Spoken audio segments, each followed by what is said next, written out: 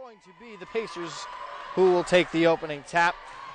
They are in their home white and moving right to left on your screen. Cabrini in the road black moves left to right.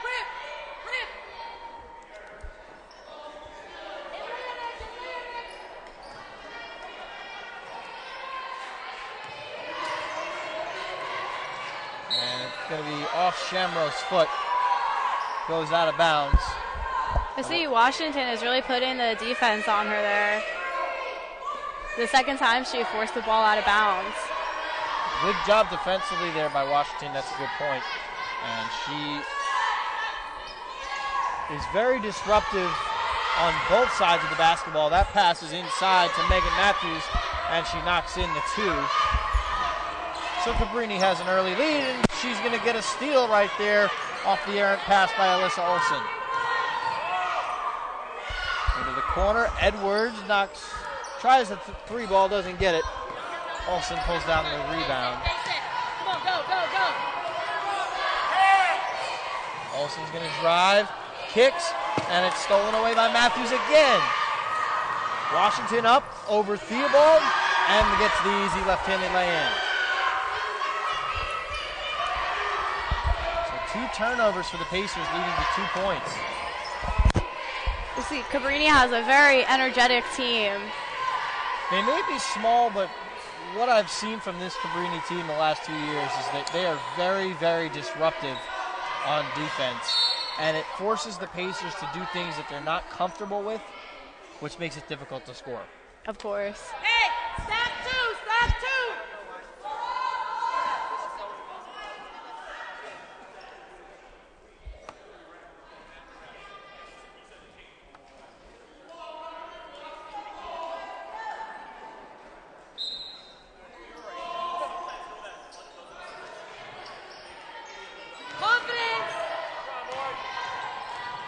Shamro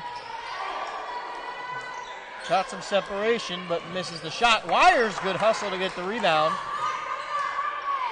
Shot clock does reset. Shamro kicks to the corner. Olsen, 3 ball, goes long. Rebound there by Danny Terrell. I feel like you can tell that the Pacers really feel like they're being put under a lot of pressure right now, and that makes it hard to perform well with them shooting sometimes. Well, it is difficult as Washington pulls up for 3 and misses. But a rebound there by Megan Matthews and a miss.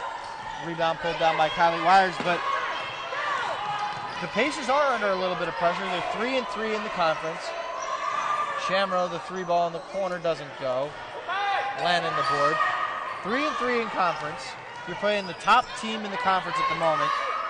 You have another team ahead of you who is a formidable opponent in Marymount, and we're going to get a timeout here by Coach Gabby Halko. But while we have a second, let's take a look at our Atlantic East standings in the women's division, as you have Cabrini on top, followed by Marymount. Cabrini at 7-0, Marymount at 6-1.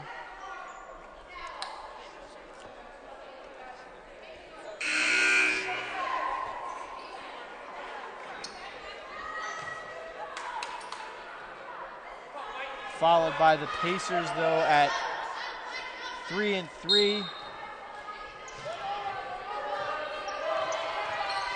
And moving down the rest of the way, you have Newman at 3-4, Immaculata 3-4, Gwinnett at 2-5, and Wesley at 0-7.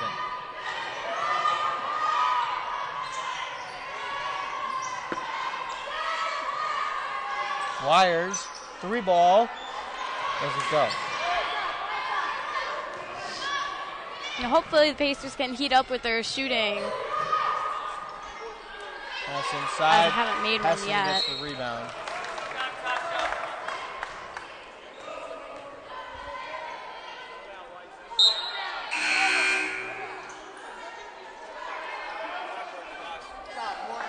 Shamro's going to take a seat. Fernandez Tierney's back in. Marissa Fernandez Tierney had a solid performance last week in her first game back. And pass over the head of Wires goes out of bounds. And back to Cabrini. This slow start was not something the Pacers needed, and they really could use some points.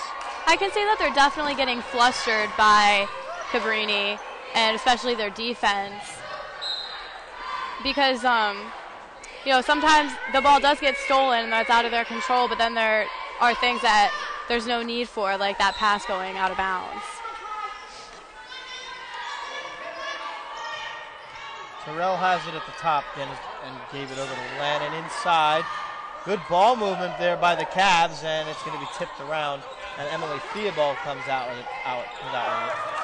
Theobald played very well of late. Her scoring numbers aren't really there as she gets an easy lay-in there to get the Pacers on the board, but she's doing a good job on the defensive side of the ball, rebounding the ball, being a wall inside, and it has really helped down the stretch for the Pacers. Hopefully those first points can really kick things off for them now.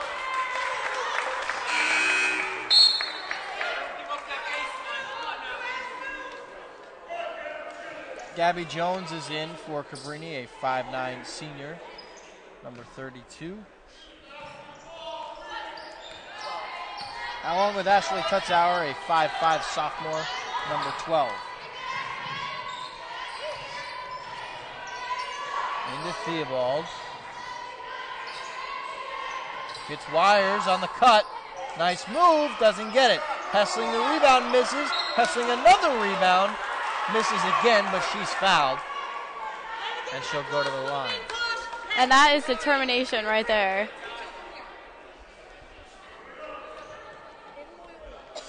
Two rebounds on that possession for Hessling. So she's already got 3. And we're going to need her rebounding skills tonight.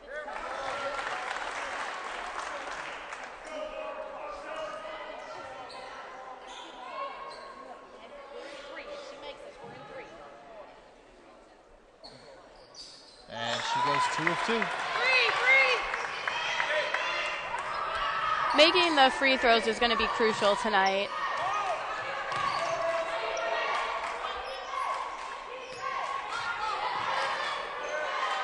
Washington, that pass goes inside. Good ball movement, but it's stolen away.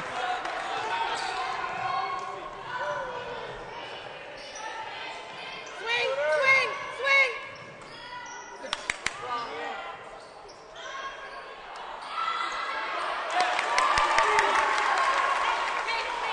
This is the energy that we like to see as Pacers are catching up to Cabrini. Only a 1-point deficit now. 6-0 run for the Pacers in the last couple of minutes. Rebound there by Olsen. She's trapped, and it's stolen away by Washington. Didn't have enough mustard on that pass. And Fernandez Tierney was going to pick up the block there. Didn't quite get her feet set.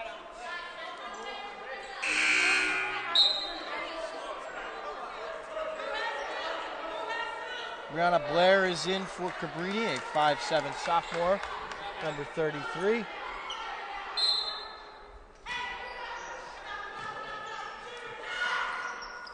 Three ball doesn't go. Olsen picks up another rebound. That's number 3 for her. Basic. Wires a deep 3, and she knocks it in. That was really a beautiful shot there. It's a 9-7 Pacer lead. It's a 9-0 run in the last 2 minutes for the Pacers. Pass inside, or the miss. Saved there. Nice play that time by Blair. 3 ball, answer back by Tutzauer, and Cabrini retakes the lead. The first few minutes of this game were making me real nervous, but I'm a lot more hopeful now of Pacers. Go through, Liz.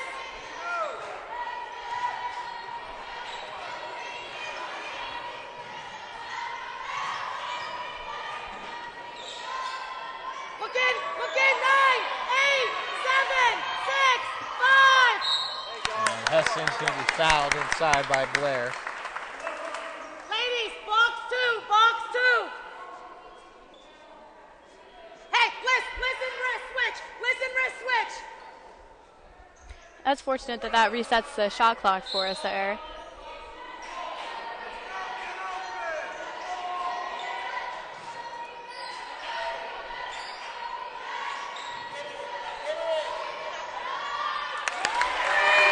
Hessling with the jumper really close in. 11-10 Pacers. 3:21 remaining in the first.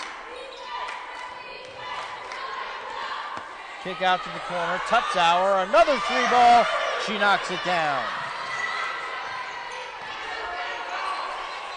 Tutzauer just a sophomore, but she got good minutes as a freshman last year and made the Pacers pay with that three ball right there.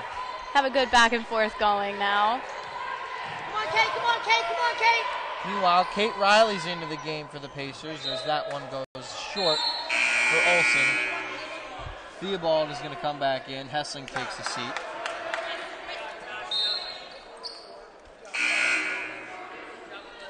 Kirsten Searcy is in for Cabrini, a 5'7" freshman, number 3.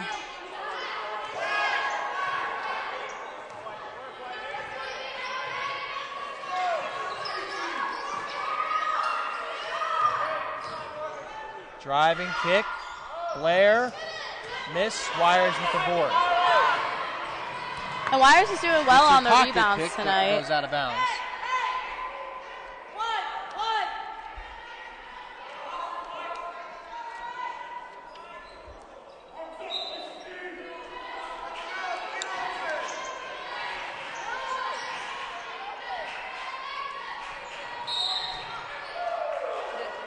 And Tierney gets called for the walk.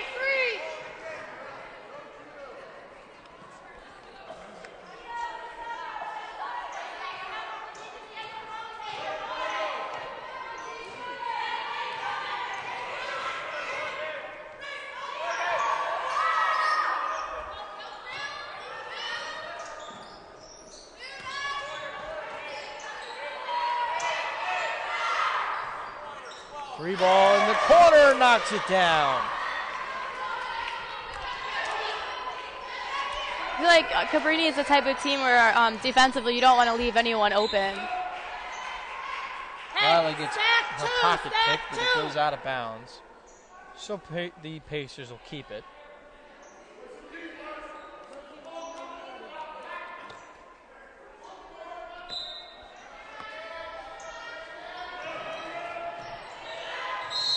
Good move by Riley, but it maybe was a little too good as she took an extra step.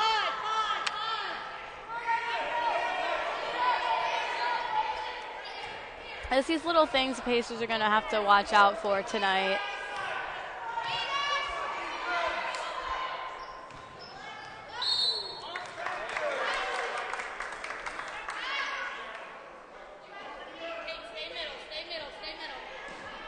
I feel like these refs are really catching everything tonight. That's not necessarily a bad thing. Yeah, but because they're catching actually everything. Like, it's not one-sided.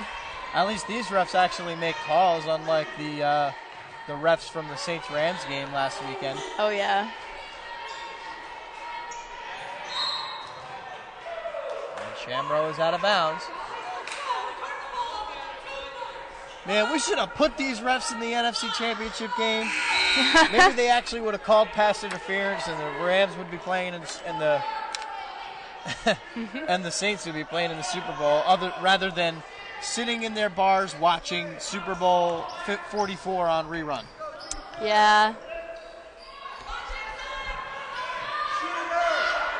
I feel like at this point, the highlight is just going to be the halftime show. Yeah, I mean, you got Maroon 5 playing. I'm really looking forward to that one. I'm a big Maroon 5 fan. Riley has that shot blocked, but he's fouled.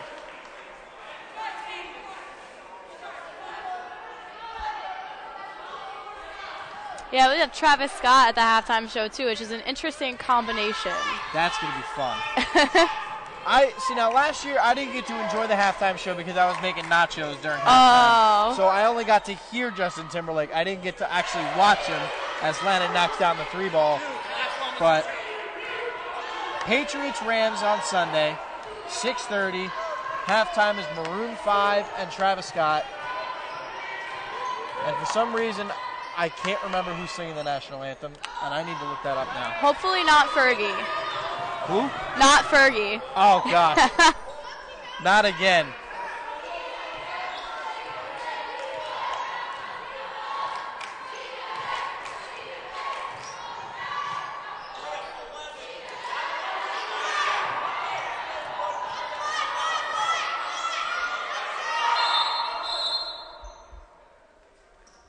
And we have a stoppage in play, but trying to figure out why.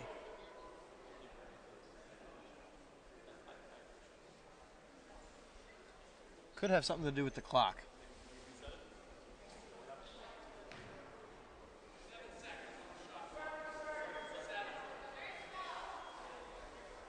So it's going to be, let's see. It's going to be Gladys Knight to sing the national anthem. I'm feeling like that one is going to be an over 2-minute national anthem. Oh boy. Because Vegas odds always come out with over under 2 minutes for the national anthem. And it's a lot of times over. But I think last year it was actually under. Wires, half-court heave doesn't go. And that's the end of the first. 18-11 in favor of Cabrini. Not too bad so far. Nothing we can't come back from. Wouldn't be the first time the Pacers would come back from a 7-point deficit at the end of the first. Let's see. Okay.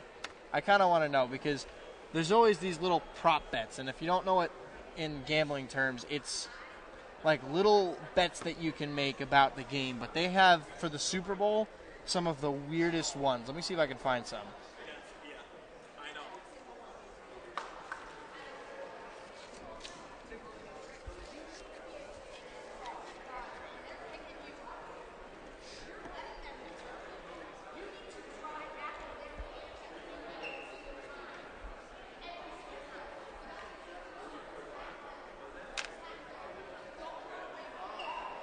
So, in the meantime, let us get another quick look at our Atlantic East standings.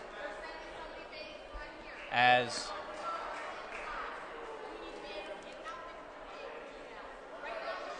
it is Cabrini on top.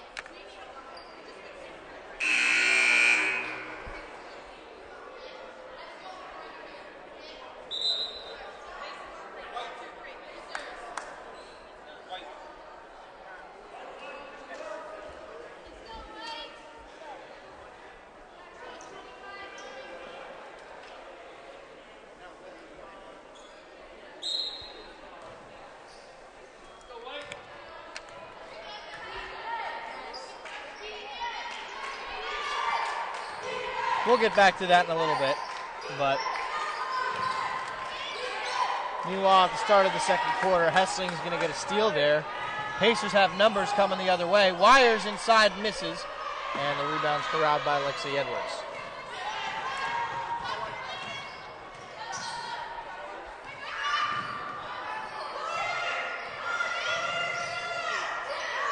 Washington comes up short. Olsen another rebound. Almost lost it there, but Wires comes up with it. Crossover kick.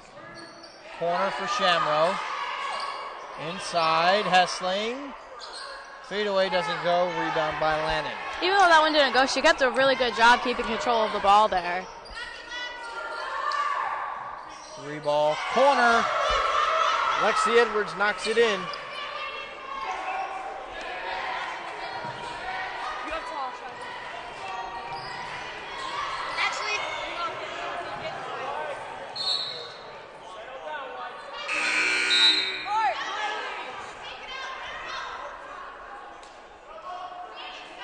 Fernandez Tierney's back in along with Kate Riley, and Kara Romaniello's in for the first time, the 5'9" sophomore, number 15. It's part of that Women's Soccer Atlantic East championship team this year.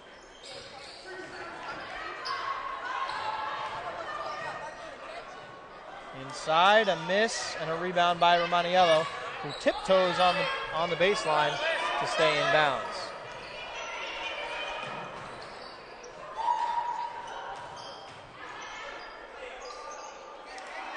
Theobald with an offensive rebound for herself, but it's a jump ball.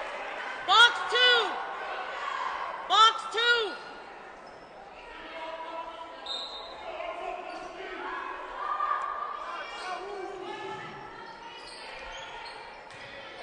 Maniello gets a nice move and knocks it in from the elbow.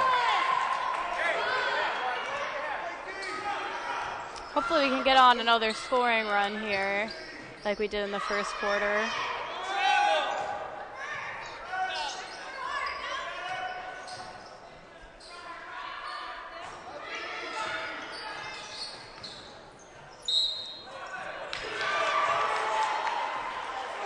Washington on the and one. 35's not in the game. They gave the foul to Hessling, but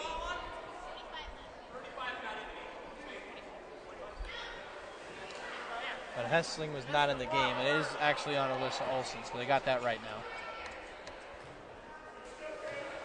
Here's something that I want to know. And I'm just looking this up right now just because I was curious. The odds for the coin toss for the Super Bowl are better for tails than they are for heads. How does that work? It's a 50-50 shot. Yeah, wait. That's a little confusing. If you were making a bet on it, the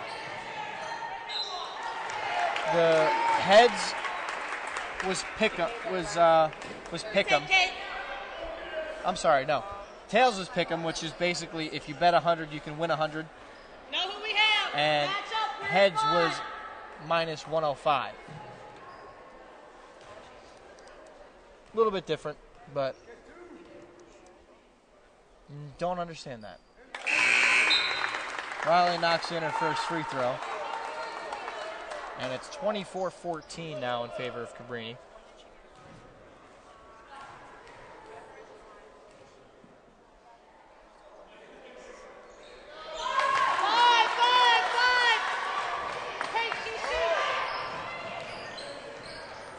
Washington with a drive. Olsen got tripped up and goes down, and a little slow to get up, but she's limping around a little bit. And she's going to head to the bench, maybe just to take a minute and rest it. Looks like she might have just banged her knee on the ground. No trainer visit, so no big deal. Yeah, we definitely do not need another injury this season. Wires loses it out of bounds, and it will go back to the Cavaliers.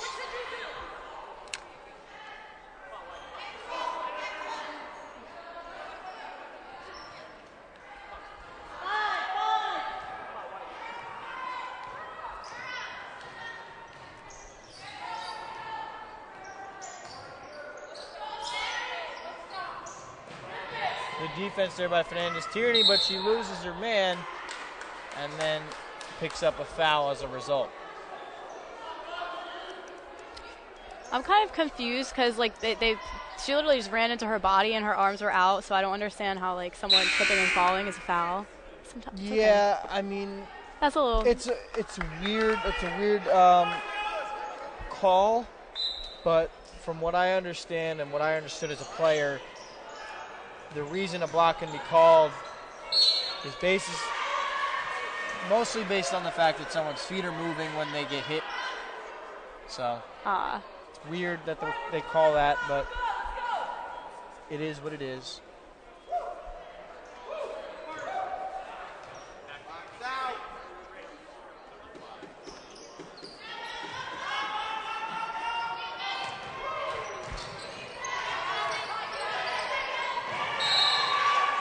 Out of bounds, back to Cabrini.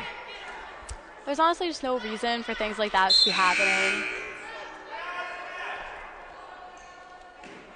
Sloppy first half so far for the Pacers, at least first 13 minutes.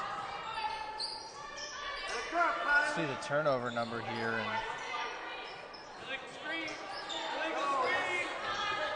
wow. 11 turnovers in the first 13 and a half minutes of this game. Make it 12 as a steal there that time by Tutzauer. She drives in. Washington scores, and a timeout will be taken by the Pacers, a full timeout. Now that we have some more time, we can look at our Atlantic East standings. And like we said, it is Cabrini up at the top.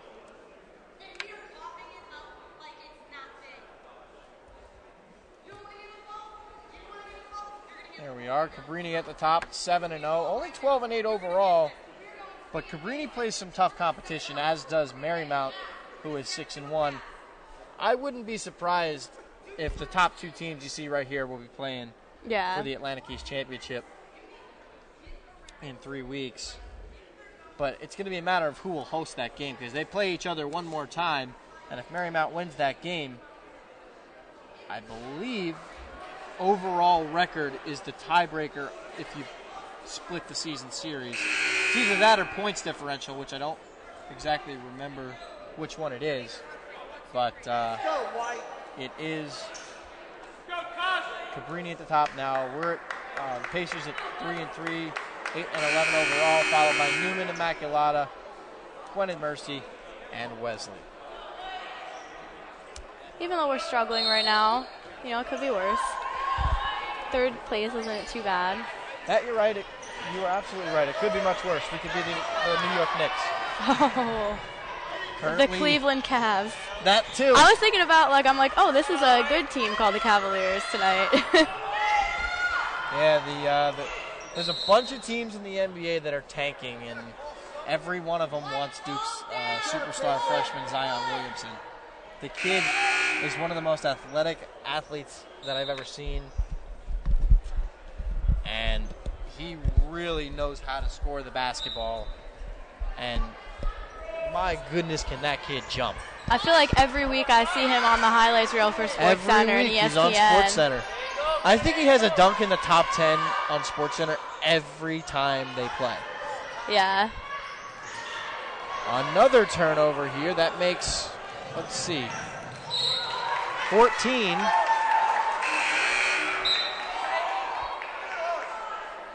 Excuse me, that's actually 13. That was updated before I could get that out. But 13 turnovers to the Cavs 4.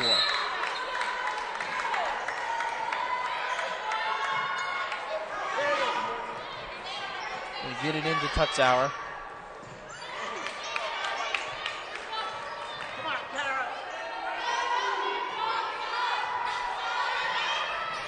Matthews, pass inside, kick out and a drive, and out of bounds, and it'll go back to the Pacers.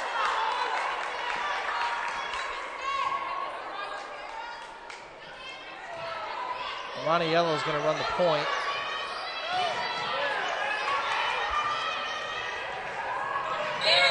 And she's going to be fouled, went down a little awkwardly.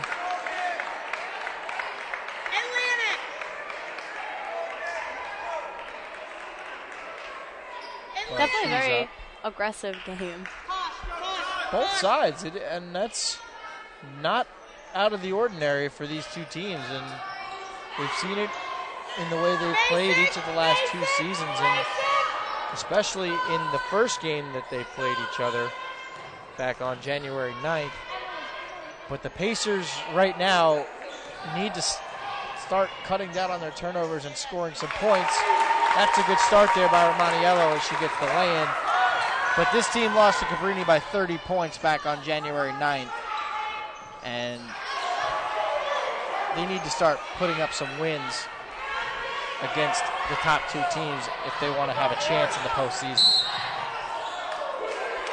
Edwards was out of bounds, and it'll go back to the Pacers here. Theobald is back in.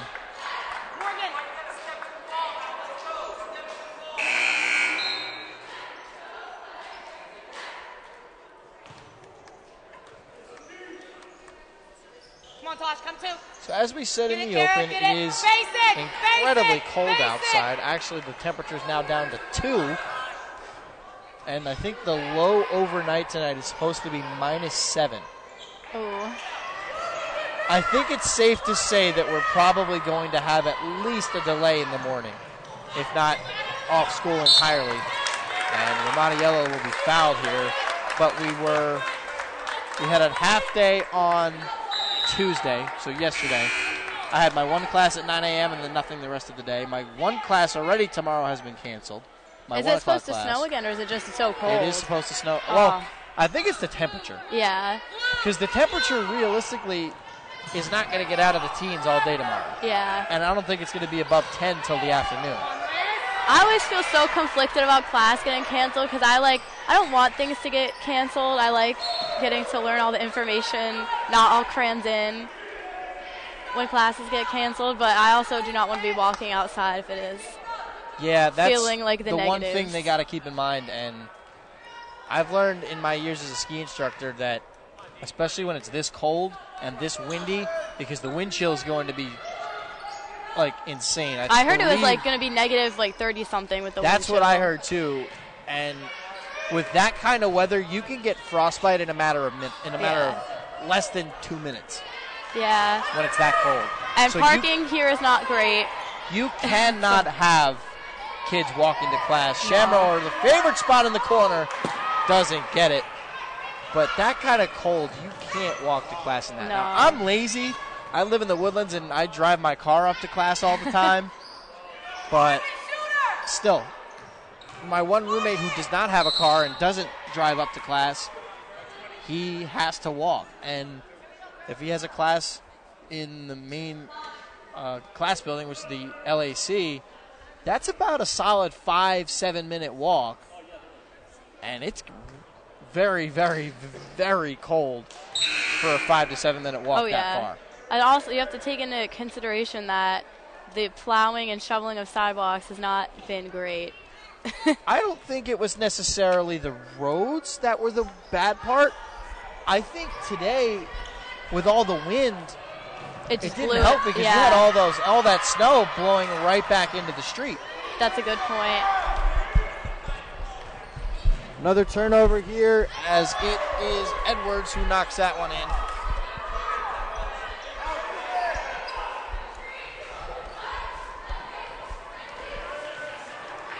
The lead for Cabrini is up now to 19. Hey. Protect. Atlantic.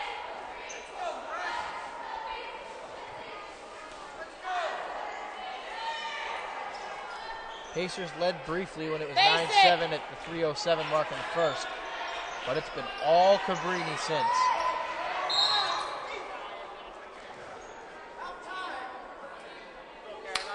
Lock him down, Pear.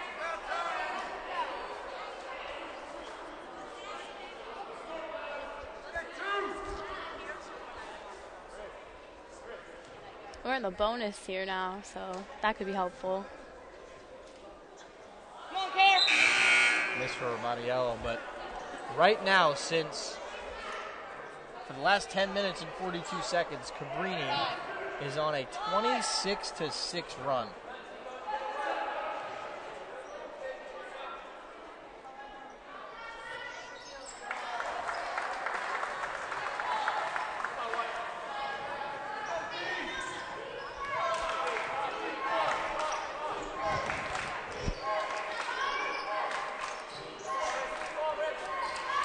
Free throw line jumper that time is good for Brianna Blair.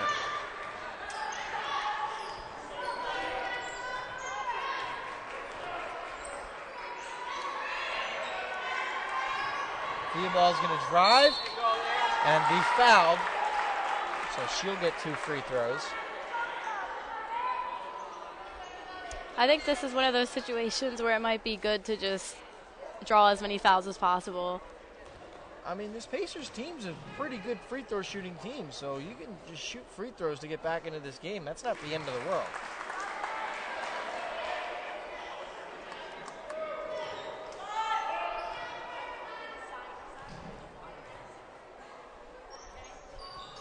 Theobald misses that one. Kutzauer was bringing it up the floor, kick into the corner.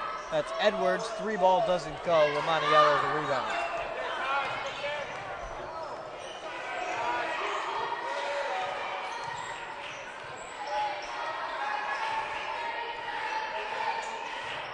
Abigail Frickle was there on the defense, the 5'6" freshman, number 31 for Cabrini. And it is going to be Frickle who picks up the foul. But the foul happened before the shot, I think, so. But the Pacers are in the bonus, so it doesn't matter. Yeah. So Romaniello's got 2 free throws. First one comes off.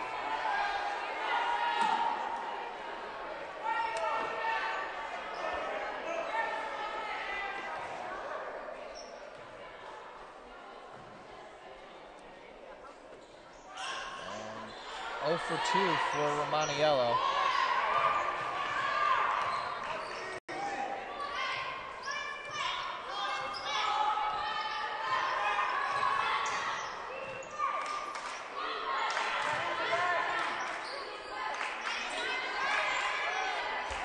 Inside pass to Lannon.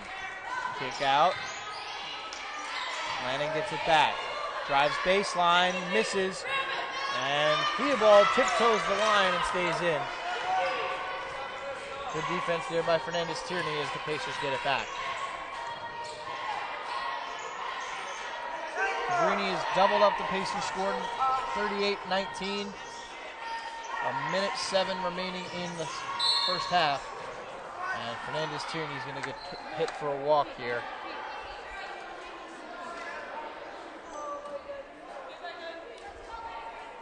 I think it's when she does the pump fake, she just maybe takes a step back, and that's what draws the whistle.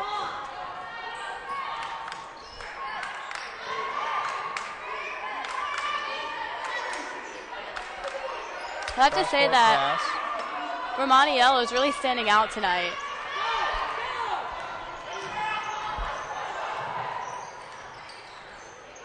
Nice move there by Olsen to draw some space. Hessling, that's a long 2. That comes off, and Cabrini comes out with it. Shot clock and game clock separated by about 3.5 seconds.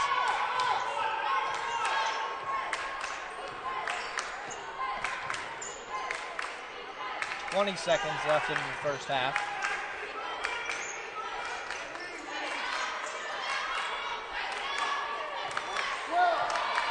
Cabrini's probably going to hold for 1 because they don't think the Pacers can get off the shot. They got to get it off. They do, but it'll be a shot clock violation. And the Pacers are going to have about 2.5 seconds to get off a shot.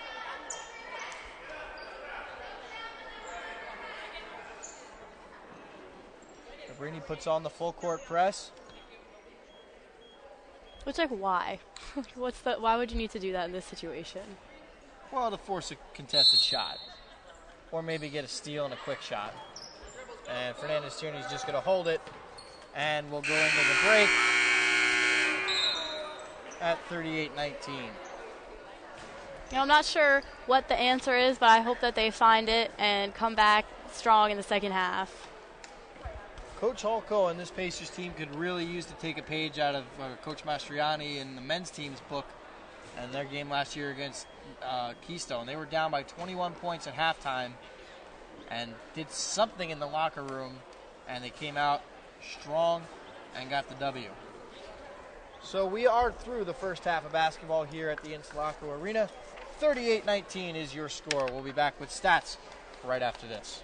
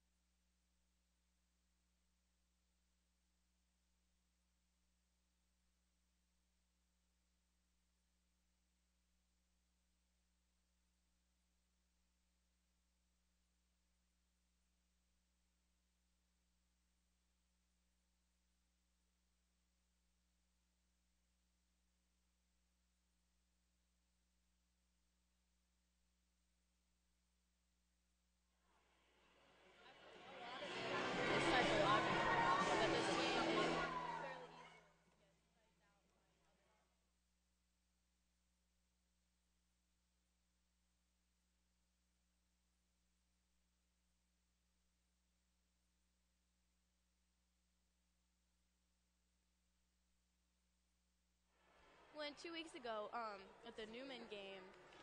I would say that the Newman team played at a similar level at this Cabrini team, and the Pacers were able to take the win in that game. So. It could just be the name. I mean, it depends. I mean, and they didn't just beat Newman. They crushed Newman. Yeah.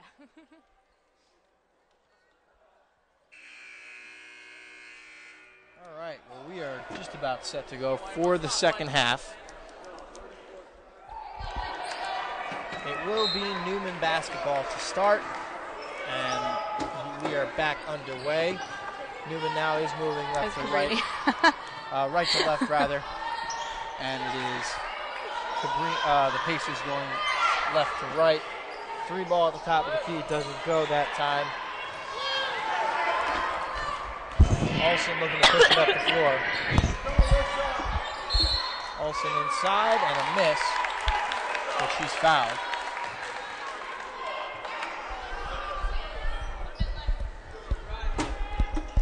Hopefully we can swing things back into our favor in this half. Olsen's first gets a friendly roll. Made me nervous there. And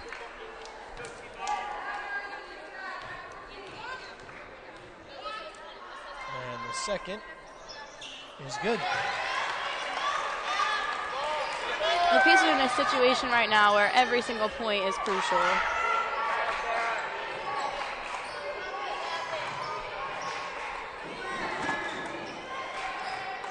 Washington just inside the three-point line. She knocks it in.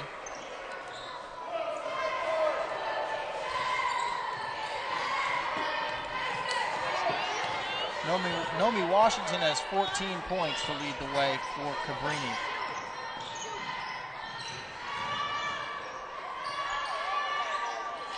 A miss and a rebound by Washington. A miss, another rebound for Lannon. That's number 7, but she is fouled. First offensive rebound of the night for Lannon.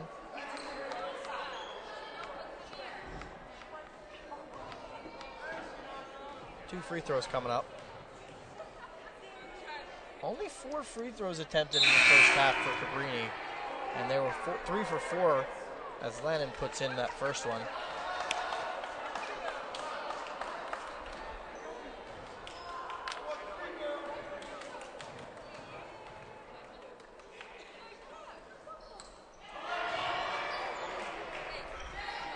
So 2 of 2 for Lannon.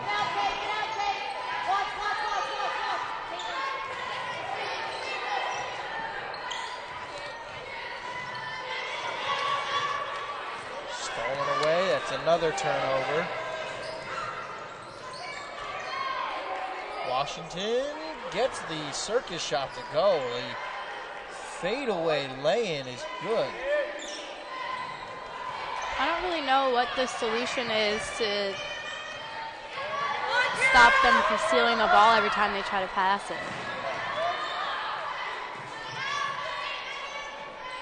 I think the first thing you gotta do is kind of the obvious answer, and that would be to not throw bad passes. Yeah.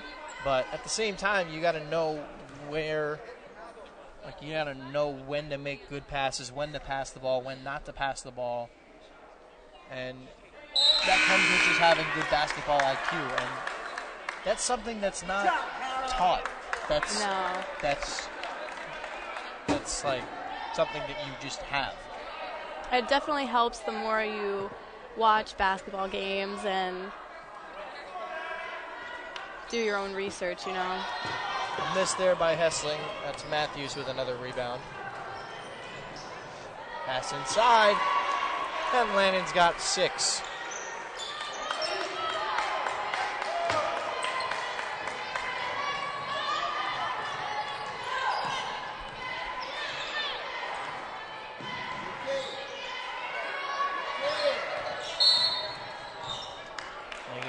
Check there on Washington.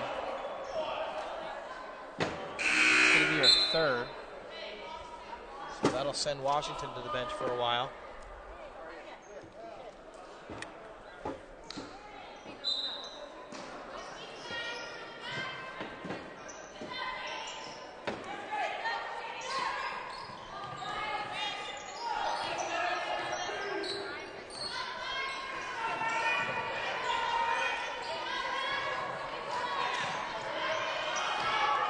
pass was deflected, but Fernandez' teammate gets control of the ball again. Wires the 3 ball, doesn't go. Good box out by Megan Matthews. And it's Tierney on the ground with it. It's going to be a jump ball, and it's going to go back to the Pacers.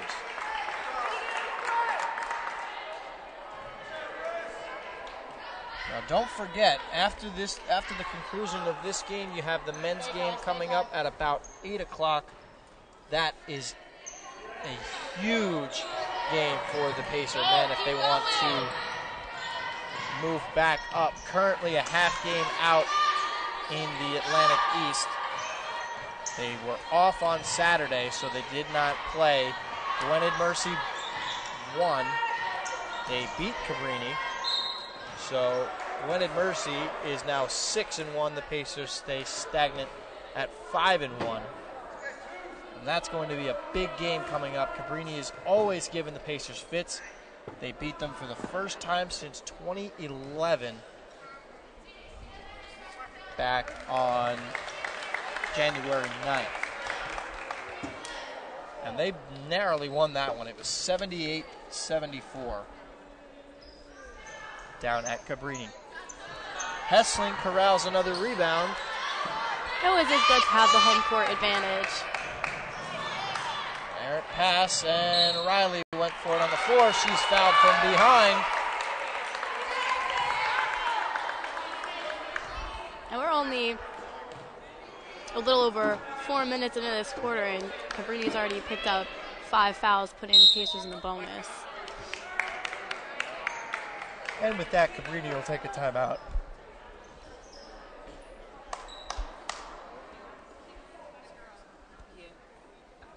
6:46 remains here in the third quarter. 46-23, Cabrini. Definitely will be helpful to be in the bonus and get those free throws on each foul at this point.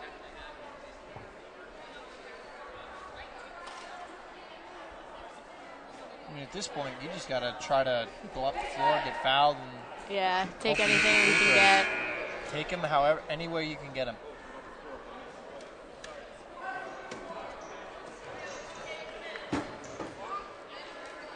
Two coming up here for Kate Riley. First one doesn't go.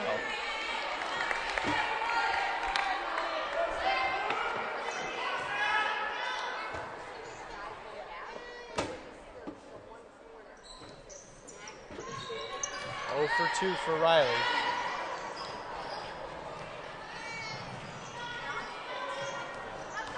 Drive by Matthews, and she's fouled hard by Riley. Hey, you're going to be there. You're there. You have to fall. You have to fall.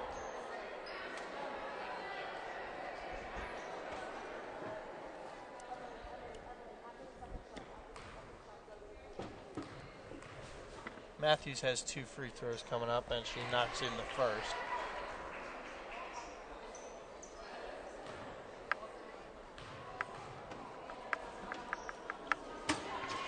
Two for 2 for Megan Matthews. North-south.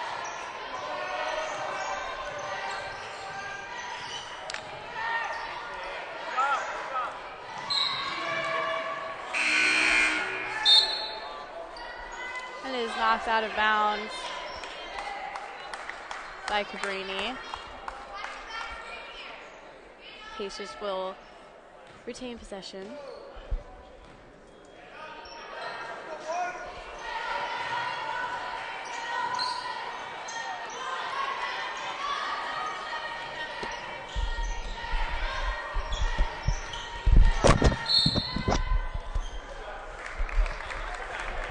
Tierney gets fouled, so she'll have 2 free throws coming up.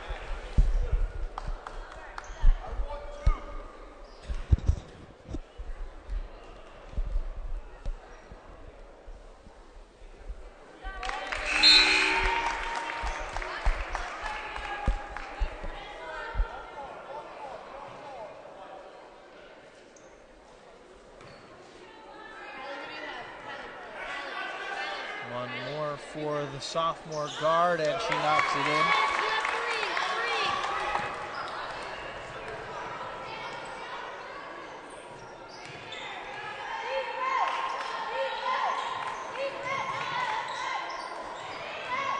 Olsen over Theobald, doesn't get it. Spot up, go, go, go. Three ball comes up short for Fernandez Tierney into the arms of Ashley Tutzauer. Well, maybe it would have been better to take more time to get a little bit better of a shot there. Matthews drives inside, and another lane for Cabrini, and it is a 25-point lead.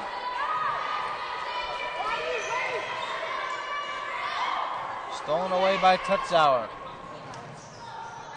Lay-in goes for Alexi Edwards.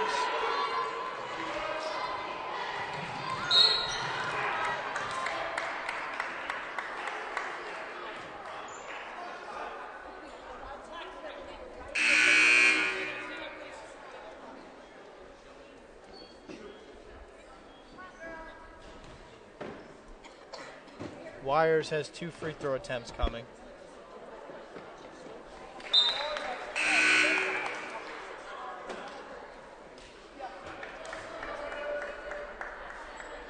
Gabby Jones back in for Cabrini.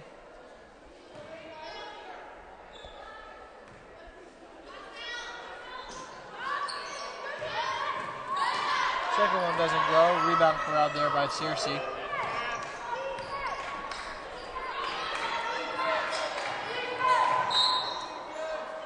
Drive, the hoop and the harm for Lexi Edwards.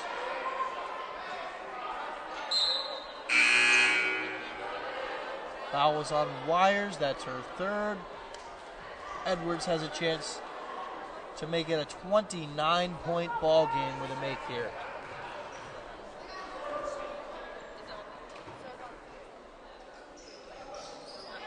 And that's good. Go to it, Lissa.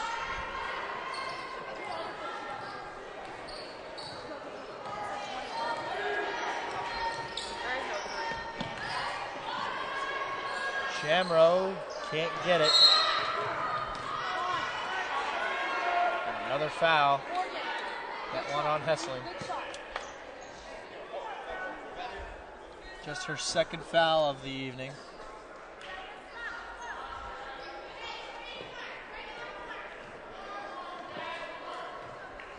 Definitely getting risky because we don't want to push Cabrini into the bonus. That would not help our situation.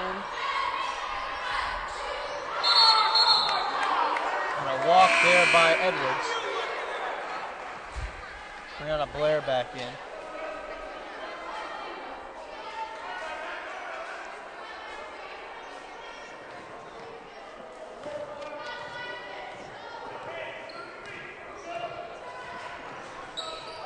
At this point, though, if you're the Pacers down by 29 points at home, I think you got to start to focus on Saturday afternoon against Wesley.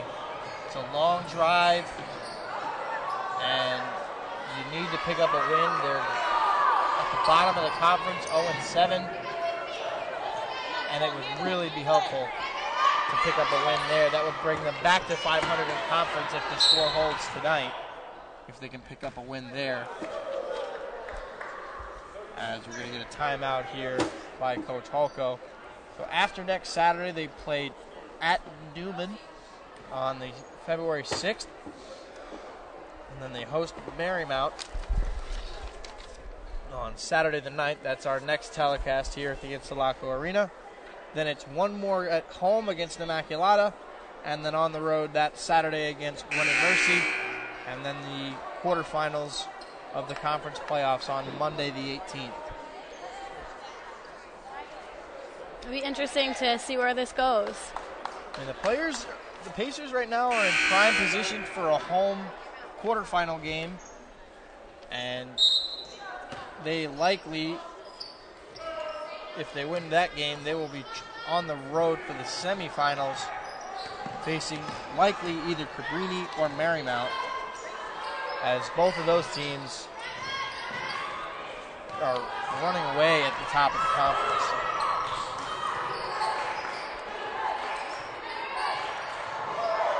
Drive and a floater there doesn't go for Searcy. Rebound by Olsen.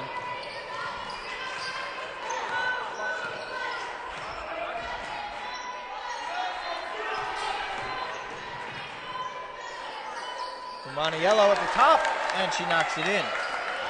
That's 7 points for Cara Romaniello.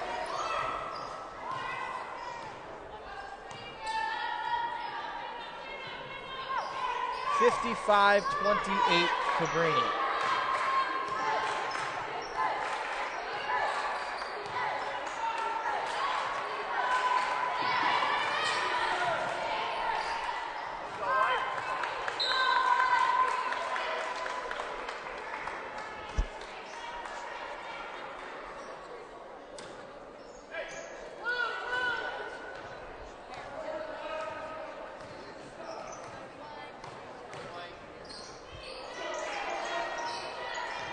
Drive, Romaniello.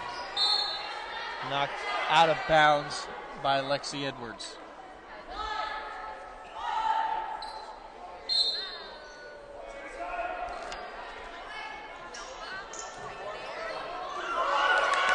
Gotta get it in. And that's another turnover. It's kind of been the story of the night for the Pacers. That's number 20.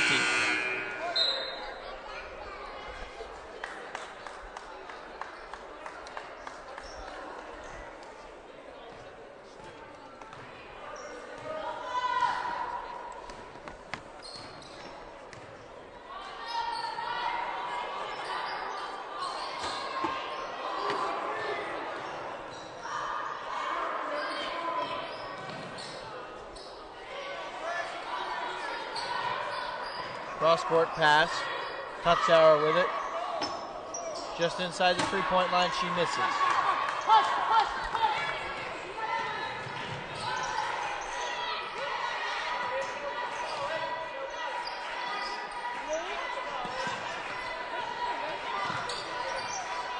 Olsen with a nice little crossover move inside. Can't get it. Gabby Jones picks up another rebound. It was a good effort there. Part of the Pacers' woes tonight is the fact that they're shooting 7 for 31 from the floor, 23%. And Cabrini shooting the ball particularly well, 21 of now 49 for 43%.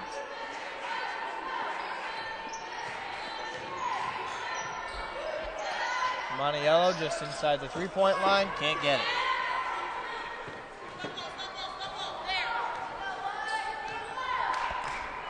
So really neither team is necessarily shooting well tonight. And it's not one person, it's kind of everybody's gone cold tonight. And sometimes you just have those kind of nights, and it's best at that point to just move on and play another day. Forget about it and move on to your next game, and that's what they're going to need to do against Wesley. They really are going to need to forget about this one and move on to Wesley and come out of there with a W. It's really been all the steals and turnovers that have killed us tonight. Well, when you turn the ball over 20 times, it's pretty hard to win games. Yeah.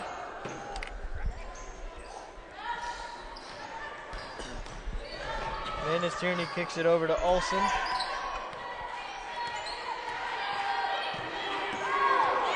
Olsen with the spin move, finds Fernandez Tierney cutting baseline. Hessling has it now, and she knocks it in.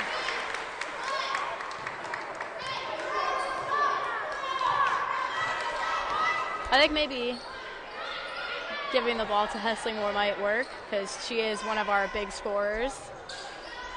Well, I mean, Hessling's got 9 points, and that's the team lead right now. But shot clock and game clock separated by about 4 seconds. Go! Go! As the Pacers are going to get a steal here. Fernandez Tierney goes in. Fouled hard by Gabby Jones, but she'll get 2 free throws with 6.7 left in period number 3. 55-30 in favor of Cabrini. One thing that's been good is that the Pacers did not commit that 5th foul to put Cabrini in the bonus. That definitely could have done a lot more damage. First one goes for Fernandez Tierney.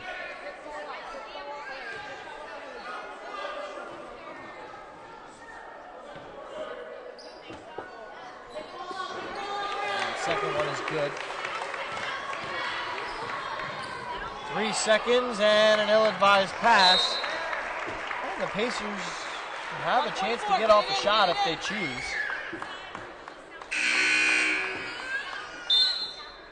I think, like, I heard the minimum amount of time you need to get a shot off is, like, 0.6 seconds or something like that. Sounds about right. Get big, Tosh. Get big, Tosh. Get big, Tosh. Get it in. Get it in. And they're not going to get it off, as that is the end of the third quarter. So we're through 3 here at the Insulaco Arena. 55-32 is your score. Cabrini has the lead. It's definitely been a tough night for the Pacers.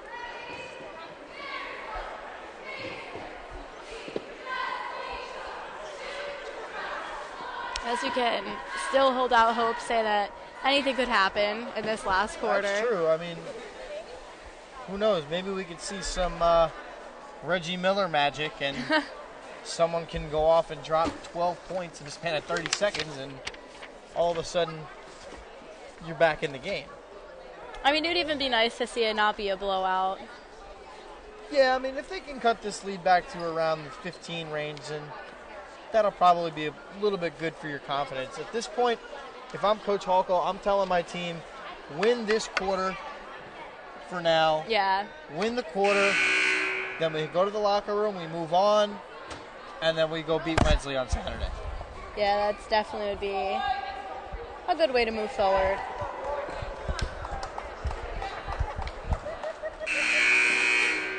That was actually the Pacers' worst shooting quarter of the evening at 18%. That's just kind of crazy.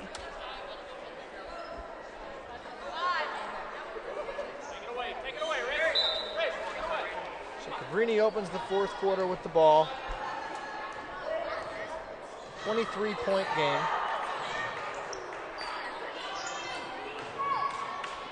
Kick over to Lannon. The 3 ball is good.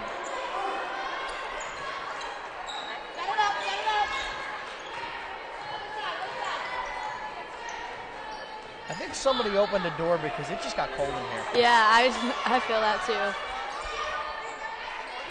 I gotta put my jacket back on. All you'd have to do is open it a crack when it's 0 degrees out. Down to 1 now.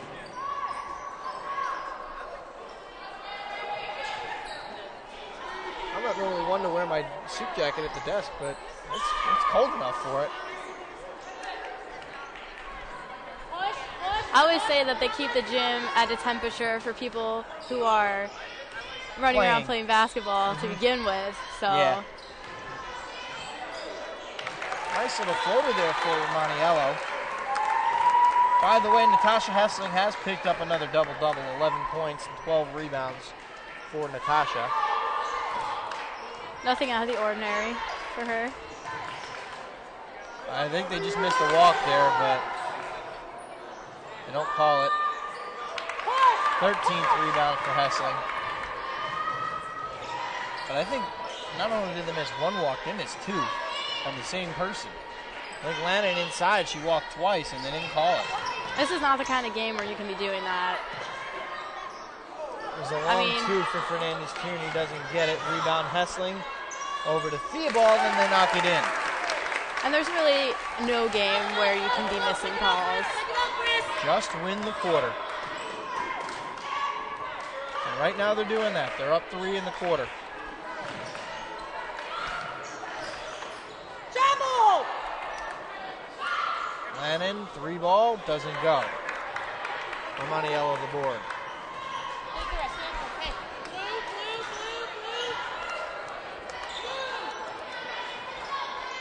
Hopefully we can score some more points here on this possession. Olsen, the floater goes. And it's back to just an 18-point game. I'm on it! Come on!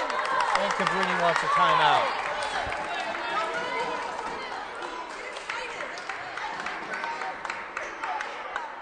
Quick start for the Pacers here in the fourth quarter. 4 of 5 from the floor. 4 rebounds. They're doing a great job defensively. and no turnovers yet. Don't jinx it. Why did I say that? Because now I probably will. They always say that when an announcer brings up something like that, they always jinx it. That's why a baseball announcer shouldn't bring up a no-hitter. But at the same time, you have to. Well, it does seem like maybe Cabrini has backed off a little bit with they're trying to steal the ball after all the fouls that they had called last quarter. Well, the fact that Cabrini now is in foul trouble could help the Pacers, as Hessling's going to pick up her third foul. All right, Kosh, all right. So Washington knocks it in and gets the lead back to 20.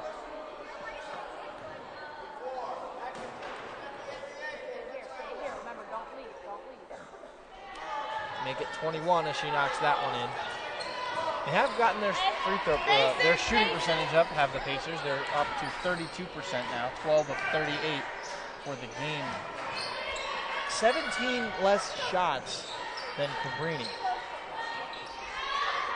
Theobald with a miss, rebound by Megan Matthews. When you are turning the ball over 20 times, that gives you a lot less opportunities to shoot.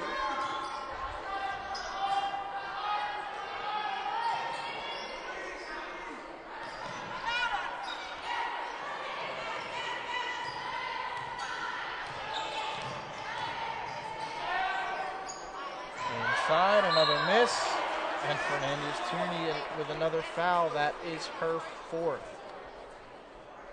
I'm sorry, that's her third.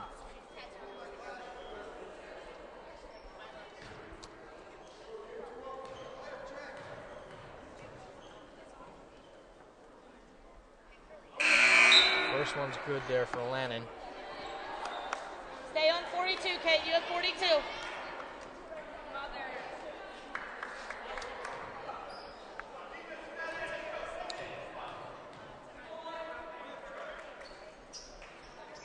In and out. Another rebound for Hessling. I believe that's number 15.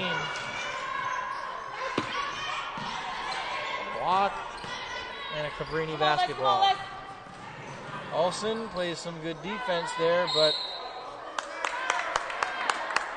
Cabrini got the board but mishandled it out of bounds. So it is going to go back to the Pacers, who are down 22 at the moment with 6:25 to play in regulation. Riley misses, but it goes out of bounds. Last touch by Cabrini. Definitely looking for a foul there.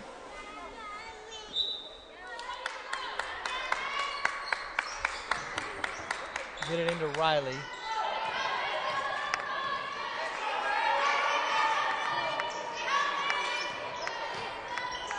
Maniello's going to be fouled on the shot there. So she will go back to the line with a chance to take her scoring total into double digits.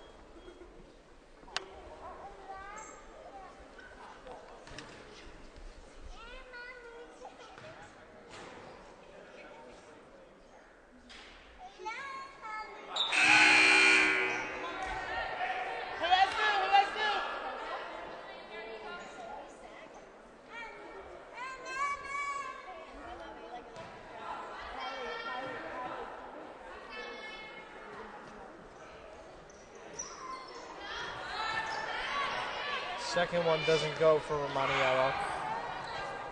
So she's 0 for 2. It's been a tough day at the free throw line for her. 1 for 6.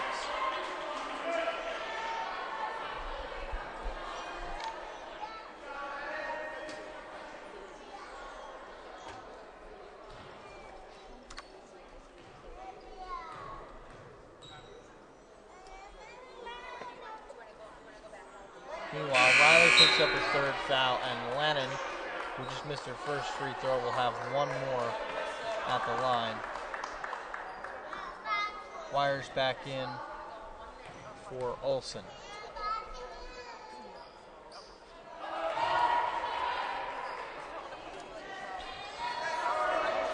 Stay there, Kate. Stay with her. Riley.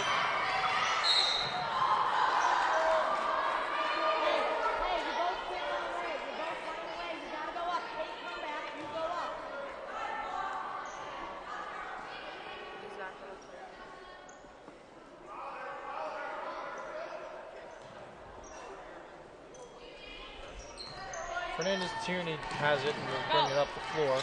5:44 remaining, 63-40 Cabrini. Stolen away again. Coming the other way, Riley hit it out of bounds, so it will stay here.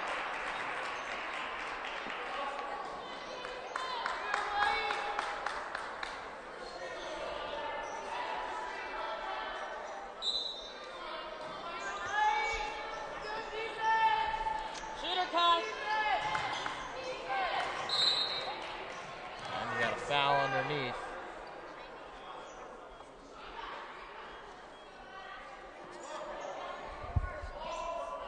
That's on Fernandez-Tierney, number 4 for her.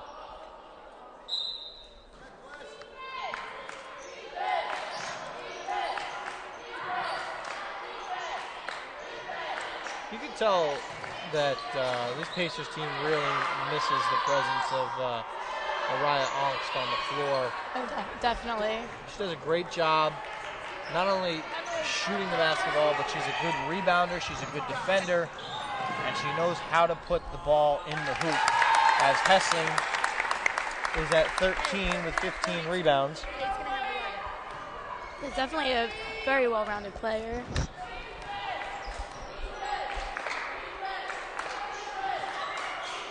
Inside pass. Shot comes off. Edwards misses again. Another rebound for Hessling. Make that 16.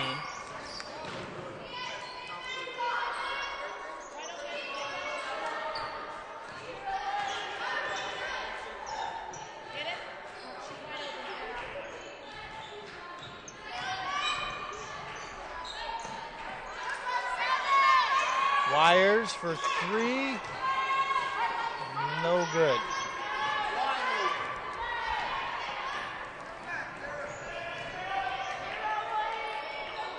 Pass inside, and good defense there by Riley as that one goes off.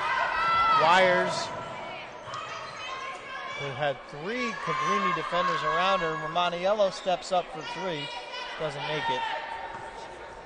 Rebound there by Danny Terrell.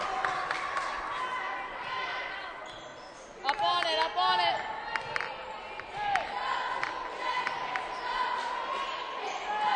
Free ball by Megan Matthews, and she knocks it home.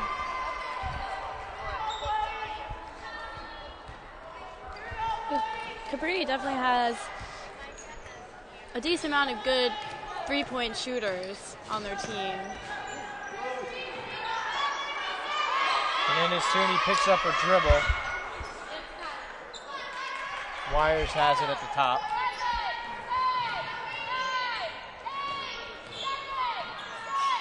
And an errant pass, and it goes out of bounds.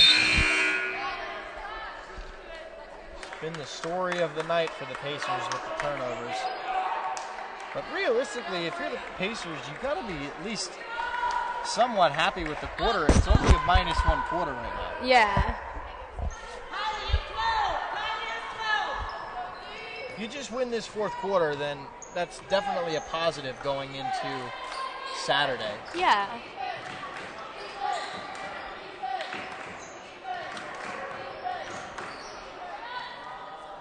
Euro step, can't get it.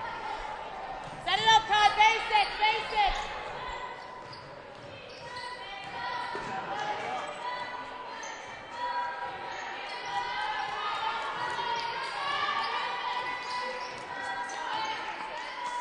Wires to Romaniello over in the corner. Theobald from the free throw line, can't get it. Another rebound for Blair. I can definitely see that it was a little tough. She didn't really get her feet set before she shot the ball, but with a team that moves so fast and their defense is so tough, I can see why you would just try to get a shot off as quick as possible. Switch. Drive by Washington, she'll be fouled. And go to the line for 2. That's going to be on Romaniello. It's her first.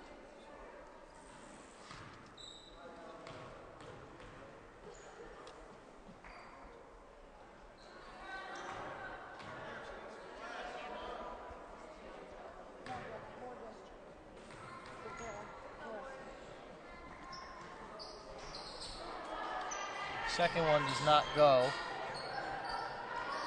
Wires stuck and kicked out of bounds by Cabrini. 14, 14.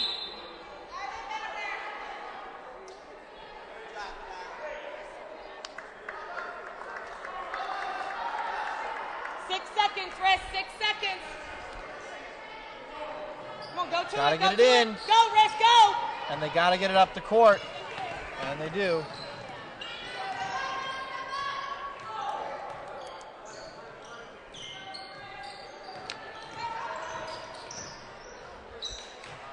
Out of bounds.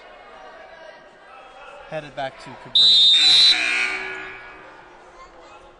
Sub for Cabrini coming in. That's Abigail Frickle back in.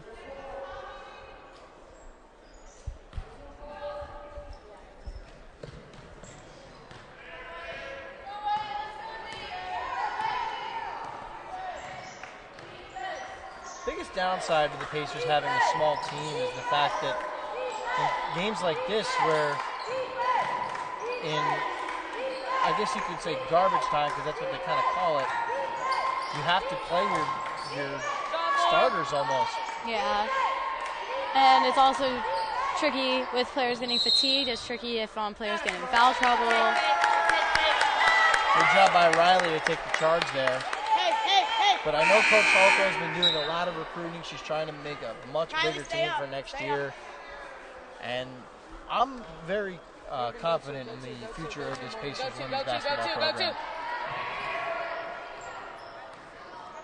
Even if it's not this year. Yeah. There's still plenty to build off of. You got Shamro, who's had a solid year for them.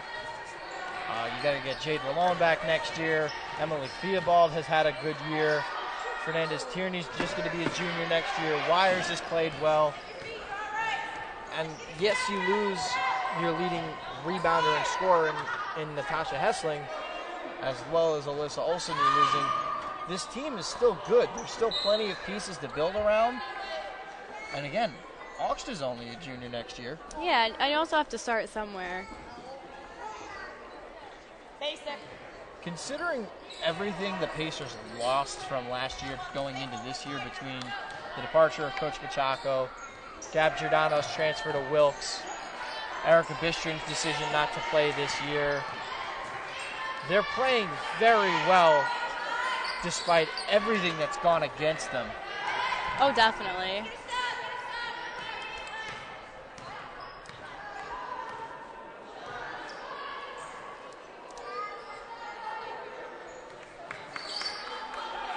Eight seconds left, and it looks like Cabrini will just run out the clock.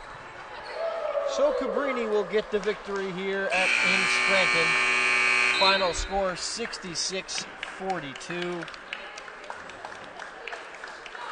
And to look back here, the Pacers, though they did not win the quarter, it was only a -1 quarter.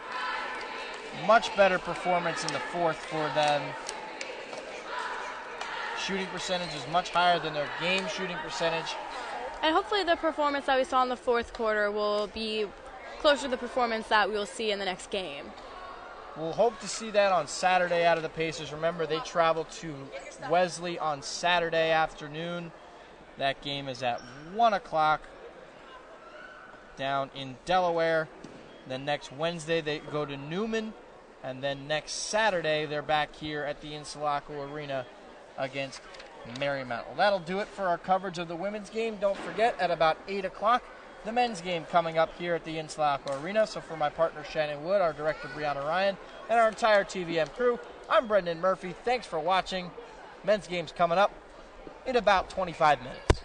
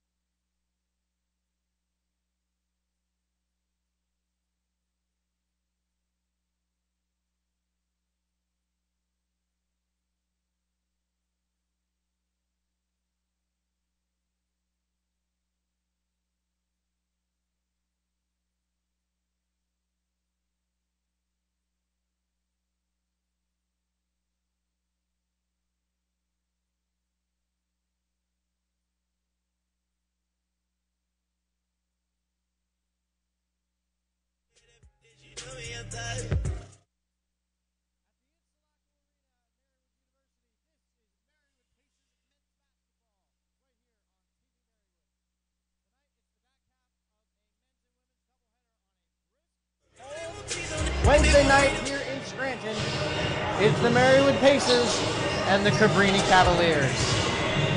Hi everyone, along with Mike Donato, I'm Brendan Murphy. A pleasure to be with you this evening. The Pacers come into this one having won their last game against Gwinnett Mercy. A huge win for them.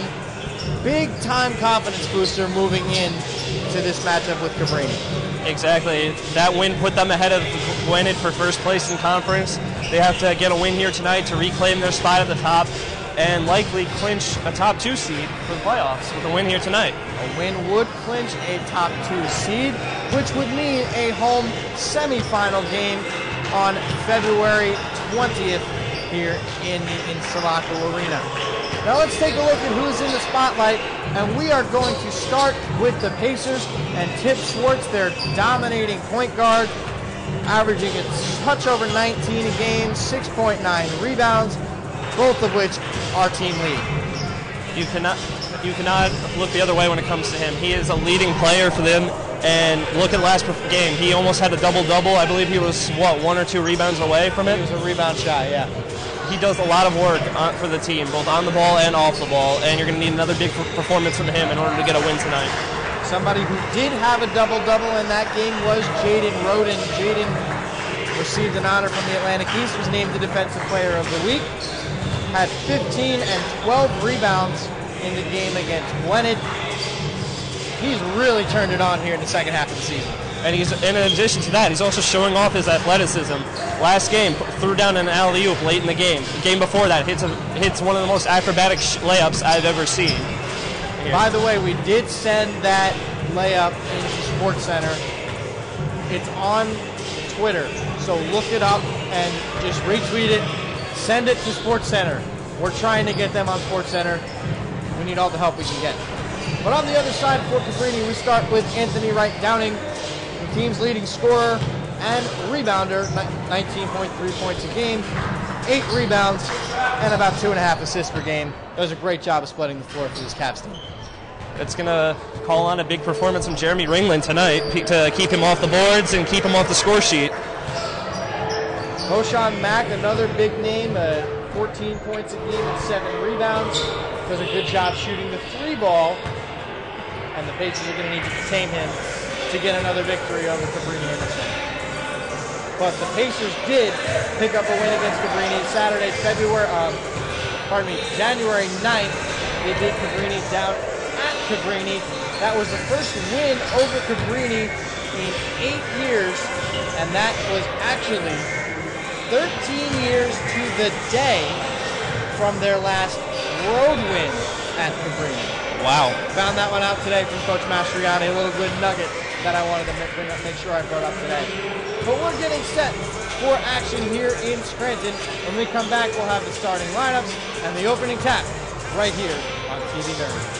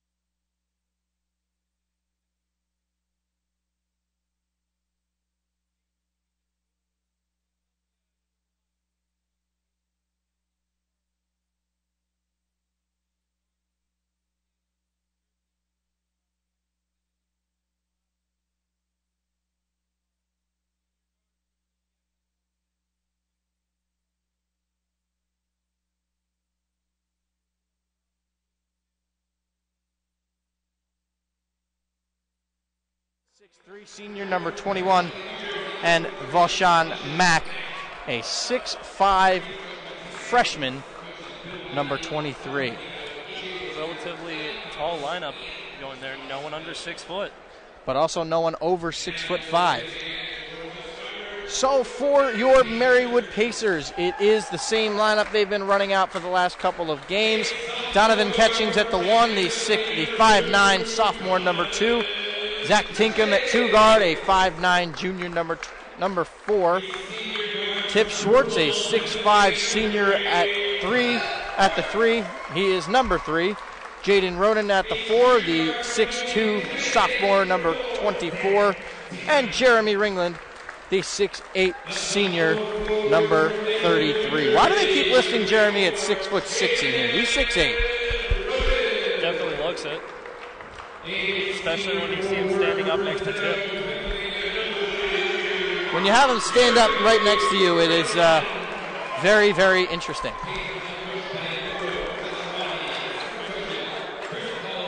Because you look up at him and it's like, hey, Jeremy.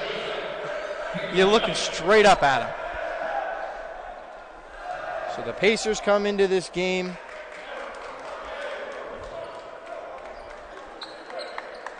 winners of 7 of 9. All of those coming in conference, by the way. Big win over Wesley. Cabrini in the first matchup. Marymount. Newman, they lost to Immaculata. And then beat Gwynedd Mercy. So it will be,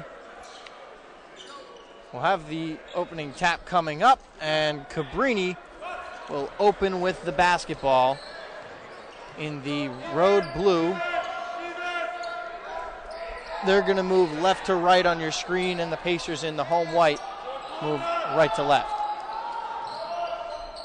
Pass inside, that's Mack, and he gets the scoring started for Cabrini. I overheard Coach McDonald of Cabrini telling his players to run the floor and keep getting inside all game long. So it'll be interesting to see how they do that against the Pacers defense. Schwartz inside, he'll be fouled. Schwartz, remember, had a hamstring issue in the second half of the Gwynedd Mercy game, but he is all good and ready to play tonight. And it looks like Ivan Robinson for Cabrini has that quad wrapped up. As well as a knee brace on his other leg. That looks like one of those braces they give you when you tear your ACL. That looks like the knee brace J.J. Watt wears on his elbow. Or well, that would. I'm pretty sure he actually does wear a knee brace on his elbow, if I'm not mistaken, because his arms are so big. Pacers coming out in a 3-2 trap.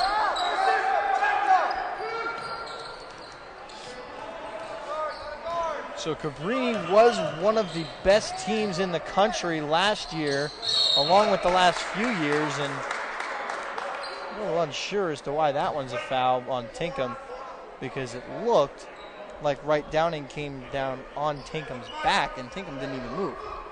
But it is a foul, but Cabrini... That's why we're here at the table and not out there reffing. That is true. But Cabrini comes into this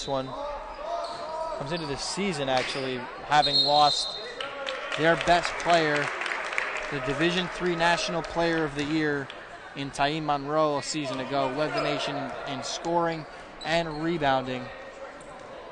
He was a big force for this Cabrini team and a big reason why the Pacers hadn't beaten Cabrini in 8 years. Was that due to him transferring or him graduating? Graduating. Three ball by Tinkham, and it's 5-2 Pacers early. Robinson has his pocket picked there by Catchings, and Tinkham had it and lost it. I think the pass from Ringland was tipped. Right Downing in the corner for 3. Can't get it. A rebound for Tinkham.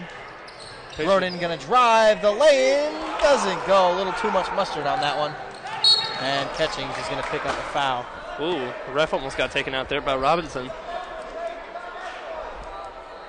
Robinson really looks like he's having some trouble on that right leg. Yeah, he's grabbing his... I think that was his hamstring there he just grabbed for a split second. He's trying to tough through it, and I respect that. Be interesting to see how the rest of the game goes for him. If he's able to play through it or not. Pass inside.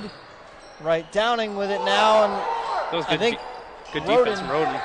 Roden might have gotten a hand on it, and the Pacers are going to end up with it. Schwartz drives baseline. He's not going to get the shot, but he is fouled.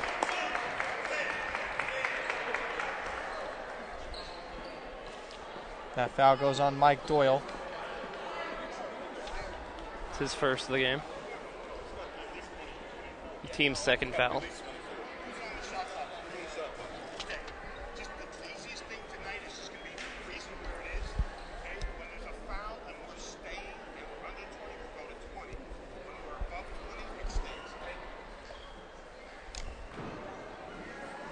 Pacers will get the ball underneath.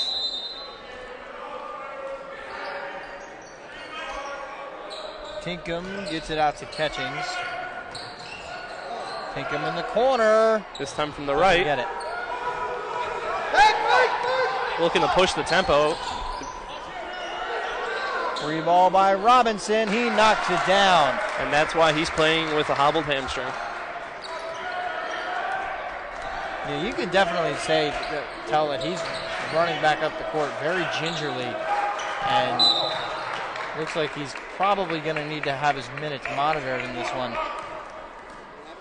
We'll probably see him on a bike on the sideline when he gets subbed off to stay warm. I would not be surprised. I think it's back there. You could kind of see it in the monitor next to the... And no. You can't really see it, but it is back there. It's over by... It'd be behind the hallway railing. Back there. Yeah. That railing there on the top of your screen, you can kind of see that. It's right behind it. Tinkham in the corner drives baseline, gets it into Roden, and he's going to pull it out. Roden, the drive, the lay-in is good. Jaden Roden came into this one only averaging about 8 points a game, but most of those points have come in the last 3 or 4 games. He's started to come into his own lately. It's really shown. Because you can see the talent's been there. He definitely just seems like he's just so much more comfortable. Well, he is a transfer student here, so it would make sense that he wouldn't settle in right away.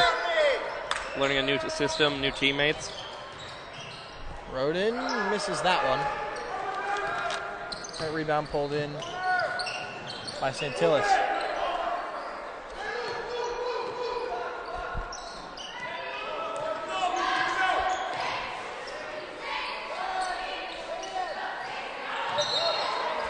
And they're going to get right down in for a travel. And it'll go back to the Pacers. Cavaliers going for an early sub, number 24, Bryce Parks. 6'1" sophomore out of Williamstown, New Jersey. He replaces number 10, Mike Doyle.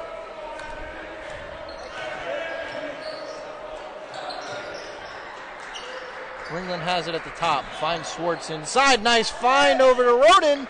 And he gets the friendly roll. That was some flashy passing there by the Pacers. Oh, he forgot the ball there. Nice pass inside, but it was mishandled there by Mack, so they have to reset.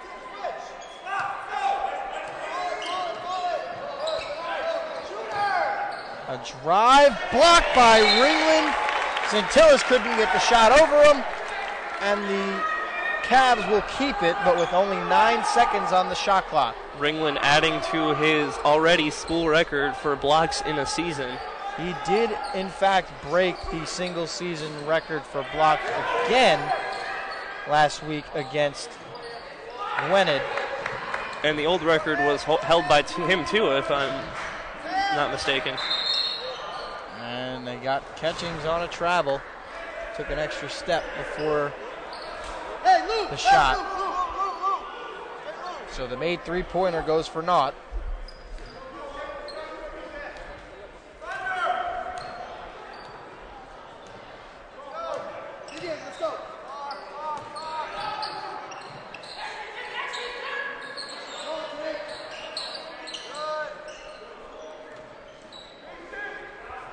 Shot goes up and it's in. Baseline shot from number 21, That's Santillis who knocked that one in.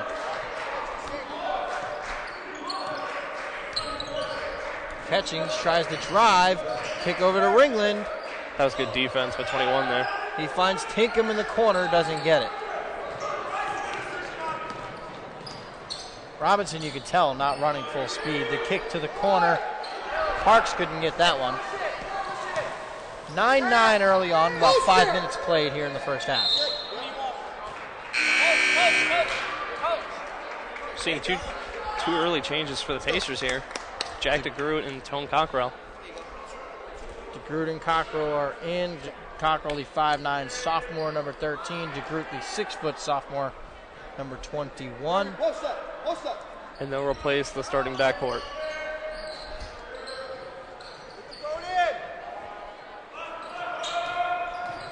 Cockrell kicks. DeGroot in the corner for three. Took a hit there too because he fell down. Nice move up and under there by Wright Downing. And it's 12-11 with about 14:20 left in the first.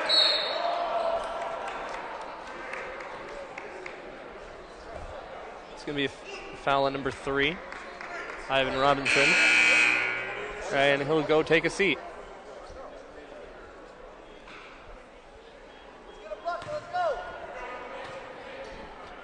Yep, you're good. Yeah, drive it.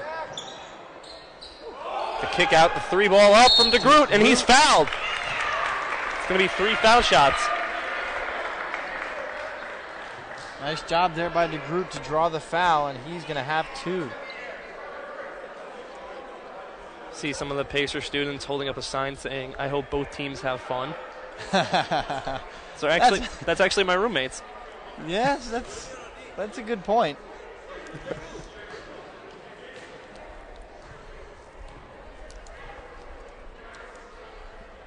First free throw goes for DeGroot.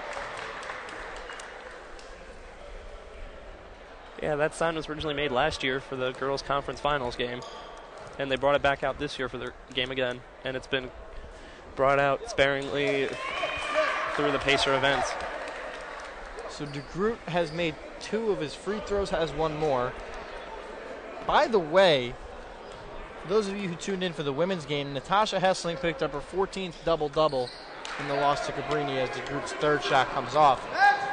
But Hessling not only picked up her 14th double-double, she's now only 9 points away from 1,000 for her career. Wow. And is that also a record for double-doubles in a season? I'm actually not sure. I would need to ask probably Jay about that, because he would know. Jay knows everything. So yeah, he works every sports team's game pretty much. Schwartz, the 3 ball, knocks it in and bring out the arrows. It's a 4-point Pacer lead.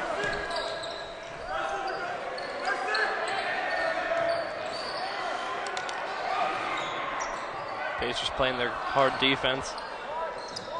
It appears to be a man-to-man. In the corner, the 3 ball by Parks doesn't go. Rebound Roden. Cockrell to Ringland. Ringland with a drive, good pump, and he gets it on the second effort. He has such a nice soft touch in the paint there.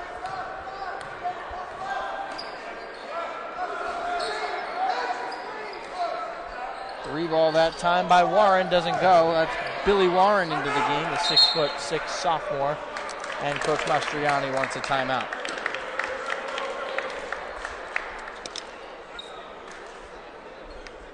So we're 12:38 left here in the first half. Let's take a look at our Atlantic East Conference standings, as it is Gwynedd Mercy at the top, as they have played very well of late. Gwynedd beat this very same Cabrini team on Saturday afternoon down at Gwynedd. They currently hold the lead over the Pacers, having played an extra game. However, the Pacers hold the tiebreaker between them and Cabrini. As here they head-to-head. Cabrini has Gwinnett has a half-game lead on conference and overall record. So it's Gwinnett, Marywood, followed by Immaculata at 4 and 3, Marymount, Wesley, Cabrini, and Newman.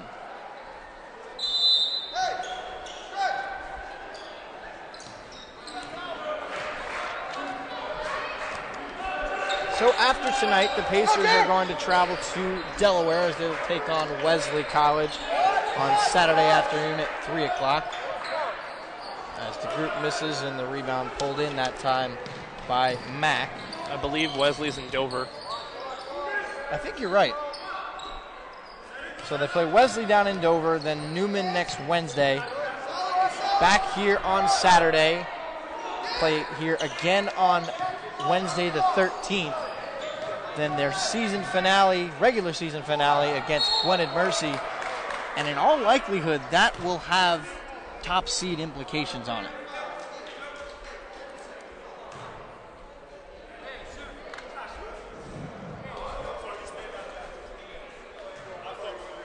That's the first foul of the night for Cockrell. Swartz, pardon. Yeah. A few people checking in on both teams. First free throw doesn't go. Busada will check in. Adam Busada, the 6'4" sophomore, number 12. Ringland is going to take a seat. And Cabrini bringing back into the game number 10, Mike Doyle.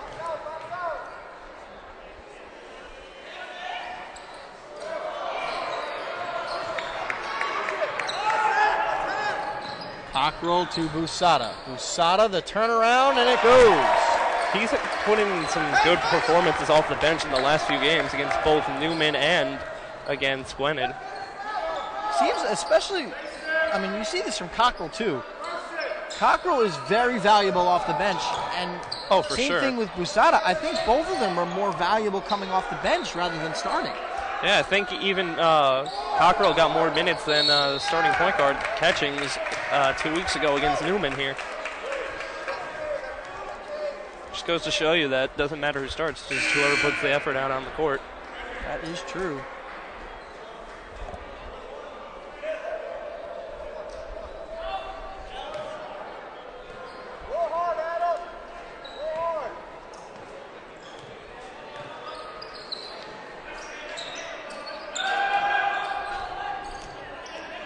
Swartz over to Roden. Into Busada. I think he might have traveled there, but they don't call it as he makes the lay-in to make it an 8-point ball game. 23-15 Pacers. 11:03 remains in the first half.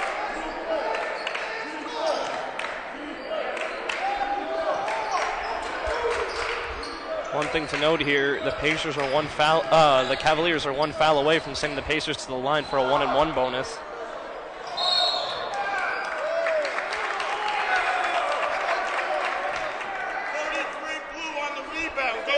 That's going to go on Anthony Linder-Creo, the 6'7" senior, number 33. The second tallest player on this Cavaliers team.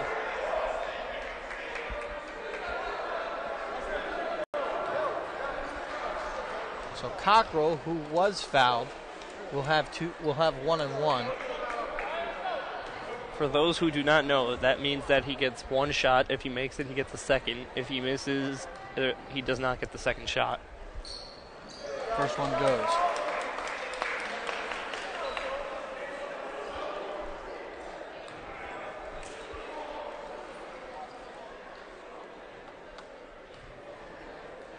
Second free throw goes for Cockrell.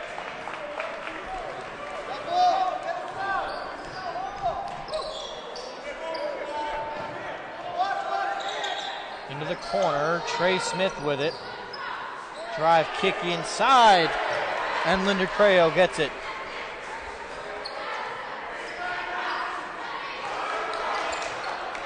Cockrell calling out a play.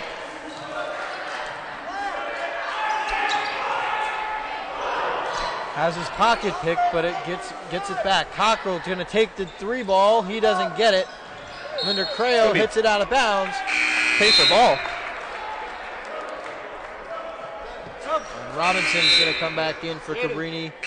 And then Ringland and Catchings in for the Pacers. Swartz and Roden are going to get a breather. Deservedly so.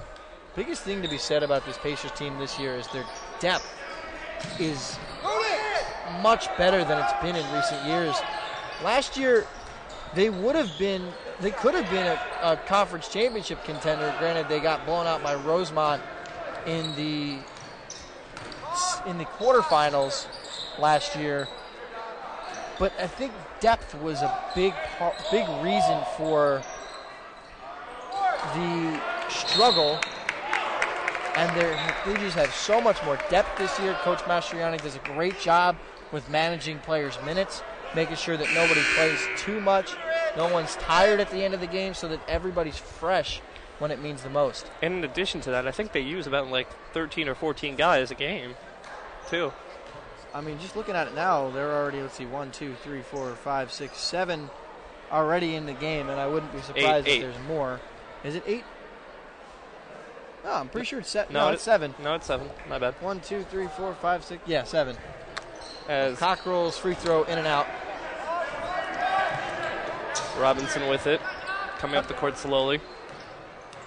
What you have seen, though, is a lot less minutes for other guys who've gotten some good minutes in the past, especially Tommy DiFilippo, who really hasn't played in a couple of weeks. And how do you keep someone like that fresh off the bench, especially when he started games this year? And right now he's having a hard time just getting in the game, let alone starting games. It just goes to show how deep this Pacers team really is.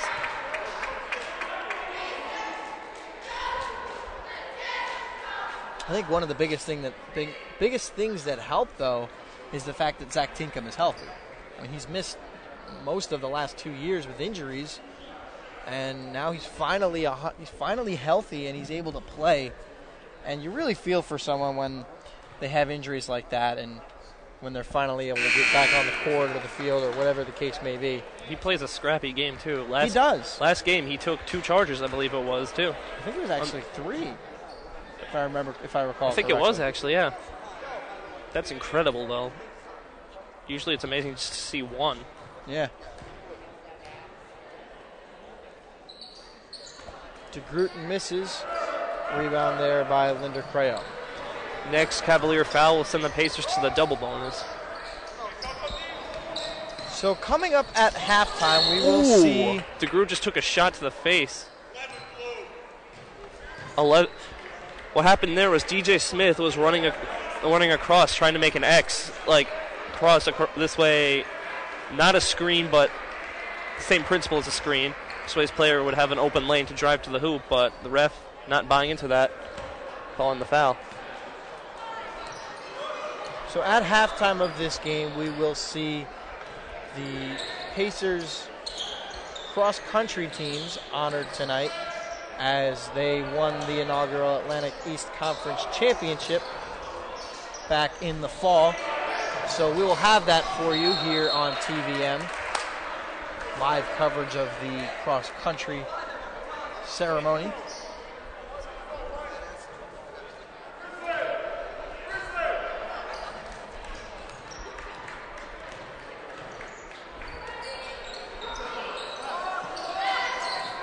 Wright Downing drives past DeGroot inside, and Mack is fouled hard. That's going to be on Busada. Just his first. We'll see Tip Swords going back into the game.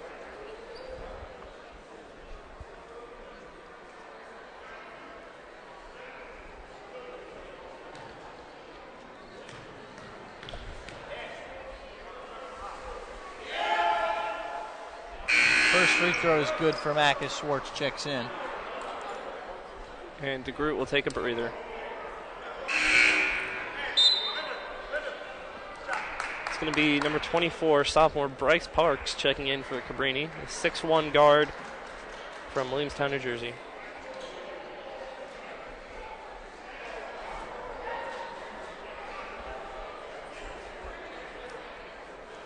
So just looking down the roster right now, Mike Doyle is from Media, Pennsylvania. I think I'm saying that right. Unless it's Media.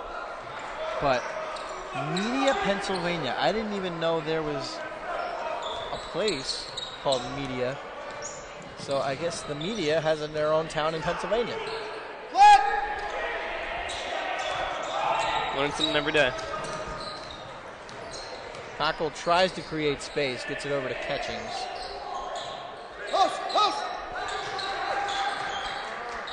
Yeah, got it! Ringland had Schwartz inside, was looking for him, doesn't give it to him. Schwartz, the three to beat the shot clock, doesn't get it, but Cockrell gets the offensive rebound, tipped out of bounds, saved there by DJ Smith, and up the other way and a lay-in there for Bryce Parks. One thing to watch out for, Pacers on the glass offensively. They got it done last week. In fact, I believe they had 15 on the offensive glass last week, right? I believe that is, if not correct, it's pretty close. It's going to stay with Cabrini. Cabrini has cut the deficit to just 3, 26-23, 7:21 remaining here in the first half.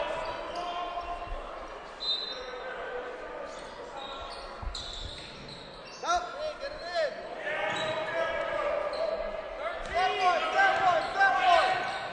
in. 10 seconds now on the clock. Busada from the corner.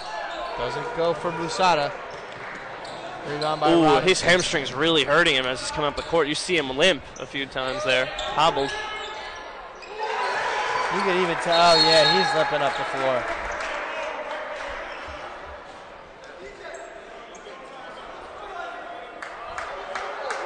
They tried to call a timeout, and the ref's not giving it to him.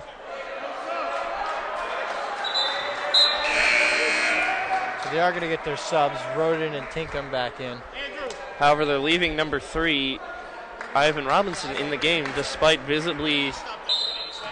you seeing him visibly limping and showing discomfort in his leg. I'll tell you what, I really applaud the fact that he wanted to play in this game. He's really giving it all he's got despite the injury. But when it comes to an injury like a hamstring, which is what we're kind of assuming it is based on the way he's limping and where he was grabbing before, as Tinkham can't get that one as Parks gets the board. Well, they know how big a game this is for them. Right now, they're currently in that massive scrap for the 3 seed, and they want a home game for the first round. I mean, they're still in the conversation for a home game in the still for a bye. Turnover and another turnover as the Pacers get it back. Over to Roden inside to Ringland. He is hit. He's triple teamed in the paint there. Damn. Roden inside.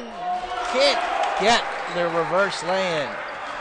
Cavaliers love to stack the middle when the Pacers drive. They don't like to give them the room to breathe under the hoop.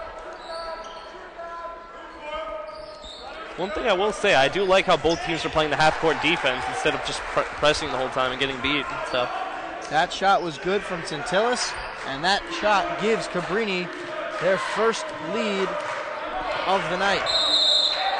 And it's going to be a Pacer timeout with 5:36 remaining in the half.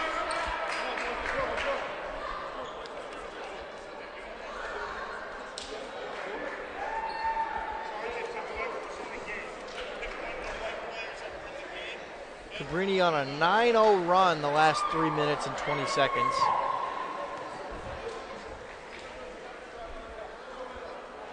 They've gone from down 7 to up 2.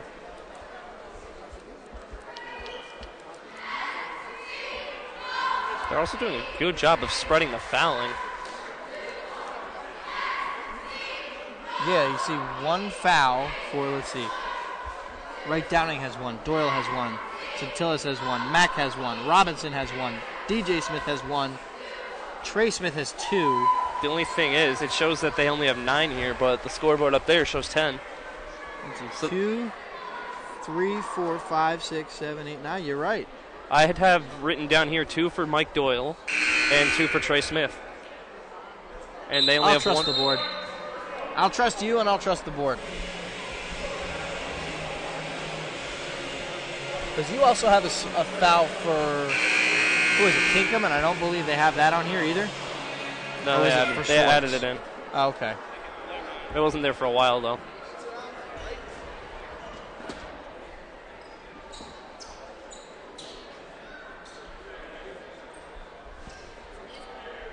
So we are set to get back to the action here.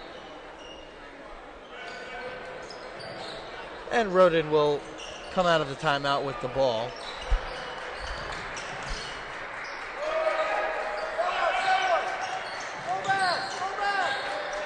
Cavaliers do a good job of using fast hands on defense. They're going in for the steals a lot. Roden takes a 3, doesn't get it. Rebound by Centillas. Robinson drives. Shot doesn't go. Rebound by Catchings. Pacers got numbers. They have a 5-on-1. Ringland inside. I'll give him the dunk there. And we're tied up at 28. He had 2 last game. One was an absolute poster, too. That was impressive. 2-handed slam on the... Pull up for Centillas, and he knocks it in. Not a lot of space for Centillas to get a shot off there, but he does. Especially with Ringland there with his arms up, too. Ringland into Schwartz. And it's now a 1-point Cavaliers lead. Euro by Wright Downing and a block by Roden. And that's why he's your Atlantic East Defensive Player of the Week.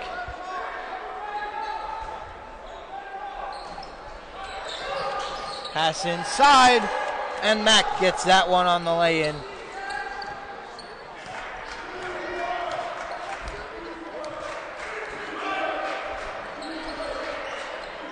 Roden, go to work. Inside to Ringland. A miss, but Roden knocked it out of bounds. He's got an eye for the ball, Roden. It finds him.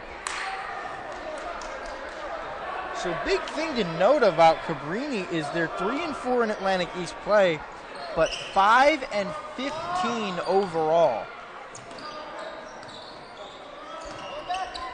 However, the record is a little bit misleading because they have played a lot of very good teams out there as Ringland gets another block. Free throw line jumper is good for Centillas. It's now a 5-point Cavalier lead.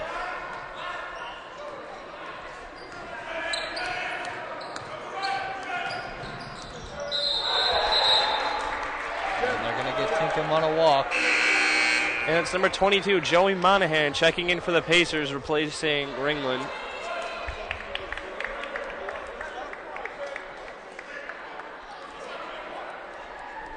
(35-30) Cabrini. 3:31 remaining in the first half.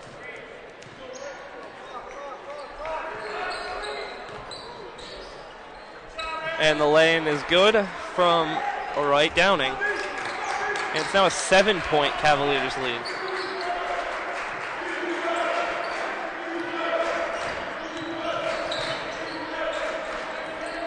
Schwartz got his man in the air. Kick to the corner. Tinkham. 3 ball. Nope. Doesn't get it. Roden on the glass. Schwartz for 3.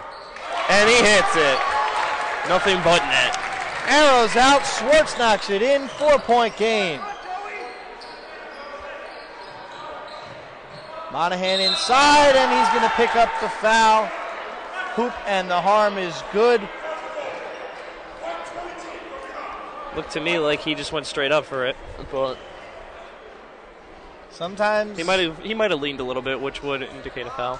Sometimes you can go straight up and still get hit with the foul. It happens. 1 free throw to come for Mack. He misses it. Roden has another rebound.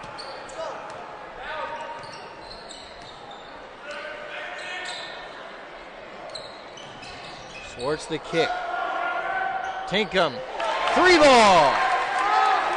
And that's the problem playing a zone defense against this Pacer team. They find the open man and they knock down their threes from the perimeter. They are the second. They actually are the best three-point shooting team in the conference.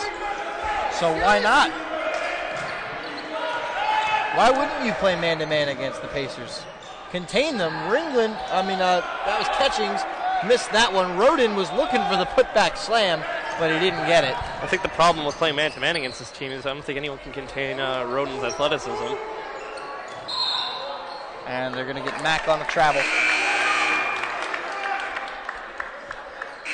So we're going to see DeGroot and Ringland check back into the game. Monahan and Tinkham head to the bench. Robinson still messing with that wrap on his right hamstring. It'll be interesting to see how he comes out at halftime having to sit down for, 10, 15 minutes? I'm sure he's going to get stretched at halftime. I wouldn't doubt it. They'll take the bandage off, stretch him real quick, and then wrap him up again. Schwartz, 3-ball! With the D in his face, too. 3 in a row for the Pacers. And that's an old-fashioned three-point play from the Cavaliers there. Hoop and the harm for Wright Downing. And he will get one more.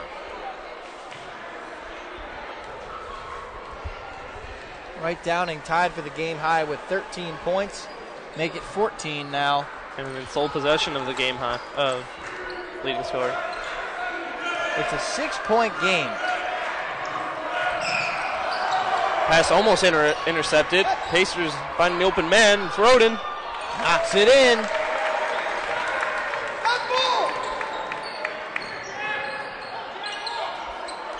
Pacers have made 4 out of their last 5 shots, but Cabrini. What a block by Ringland. Saved. Got a 2-on-1. Alley-oop here. It's an alley-oop lay-in. As Roden knocks it in and it's back to a 2-point game.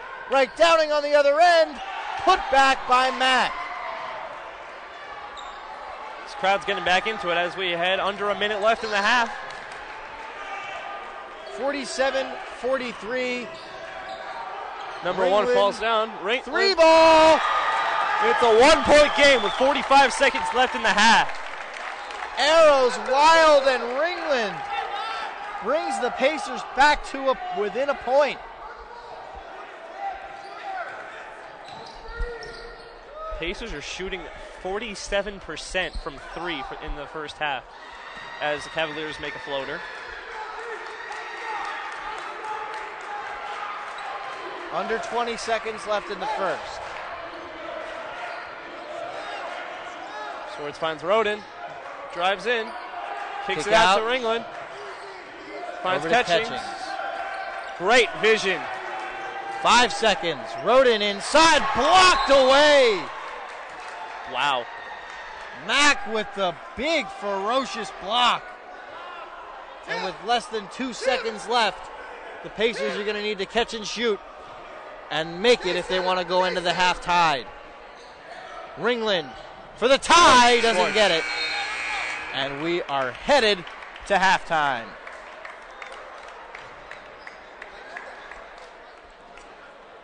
So we are at halftime here at the Encelaco Arena, 49-46 in favor of Cabrini. Make sure you keep it right here for the cross-country ceremony honoring the 2018 Atlantic East champions, the men's and women's cross-country teams.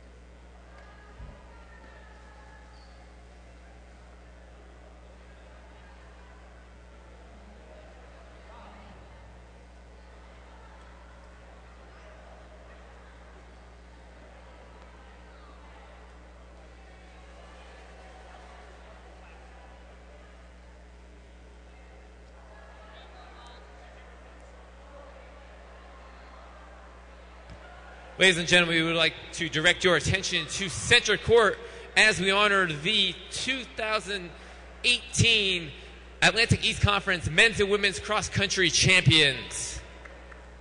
The men's cross country team won its second conference championship in program history. The women won their 14th championship in conference history this November at Lakeland High School. At this time, we would like to acknowledge all of our winners, participants on the team. First, we have the women's second place and Rookie of the Year, Katie Shea.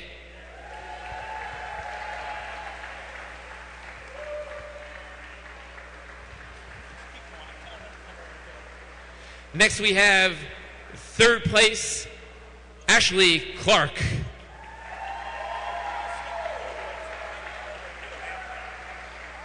A first team all-conference recipient, Katie Bennett. A first team all-conference recipient, Abby Haddock.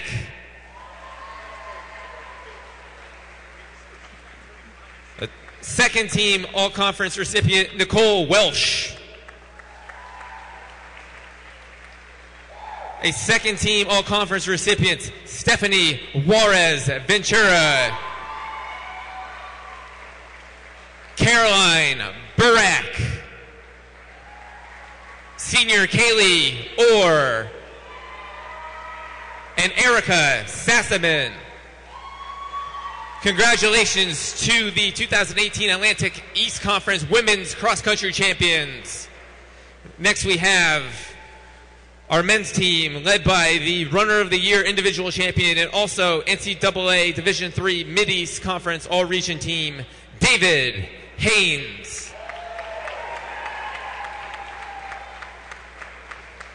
Second place finisher, Chris Golembeski. First team all-conference recipients, Nathan Skrutsky. First team all-conference recipients and Rookie of the Year, Michael Kelly. Second team all-conference recipient, Steven Torres. Second team all-conference recipient, Christian Scotty. And Andrew Montgomery. Also our coaches, Kevin Borelli and Rob Ahrens. Let's give a hand for the men's and women's cross country champions at Marywood University.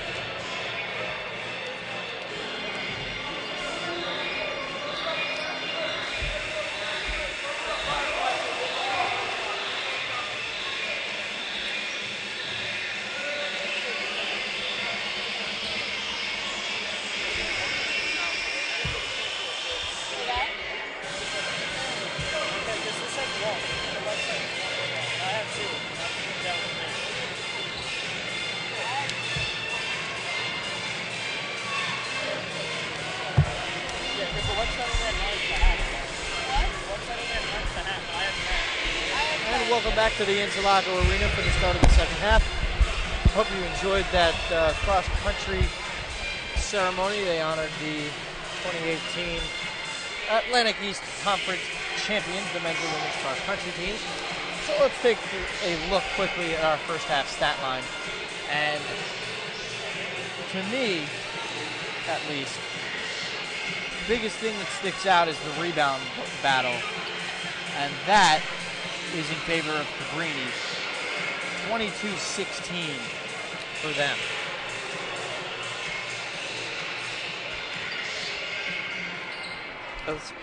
And one other thing to note is that they have put up and made 5 more shots than the Pacers, too.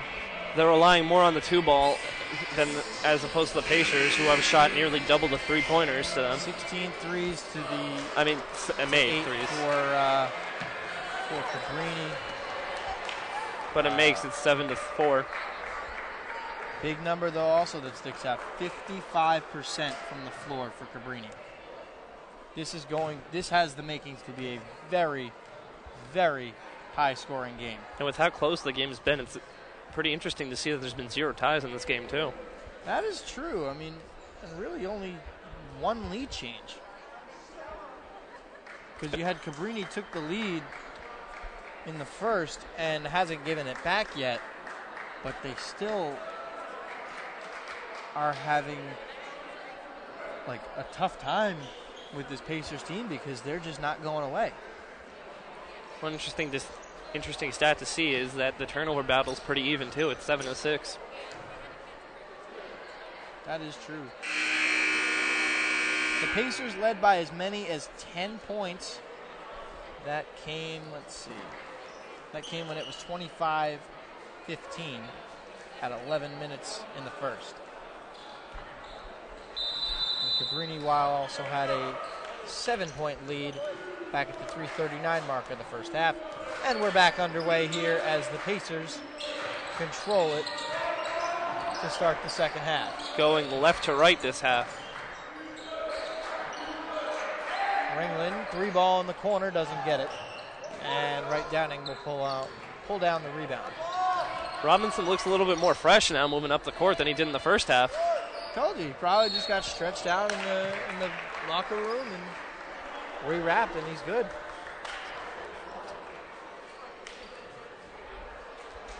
I feel like anytime he goes to the bench, he should go to the trainer and get stretched.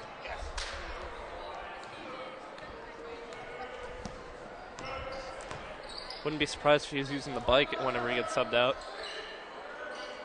Roden into Ringland. Good kick out. Good ball movement. They find Pinkham, who can't put it in. That's why you can't play a zone defense against this Pacers team. They find the open man that the zone leaves open.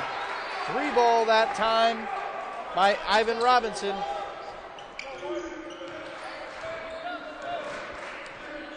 Robinson, by the way, also has 6 assists in this one. And also for the Cavaliers, you have Voshan Mack is in our double-double watch with 14 points and 9 rebounds for Cabrini. Let's go, Jiggy, let's go. Interesting stat of the first half. The Cavaliers have more than double the points in the paint than the Pacers do, 30-14. They're getting it inside, and they're having their way, it seems. Almost. Only counts in horseshoes and hand grenades. That one misses. Love that saying. As Roden with the reverse layup. He can't quite get it. So he'll have 2 free throws.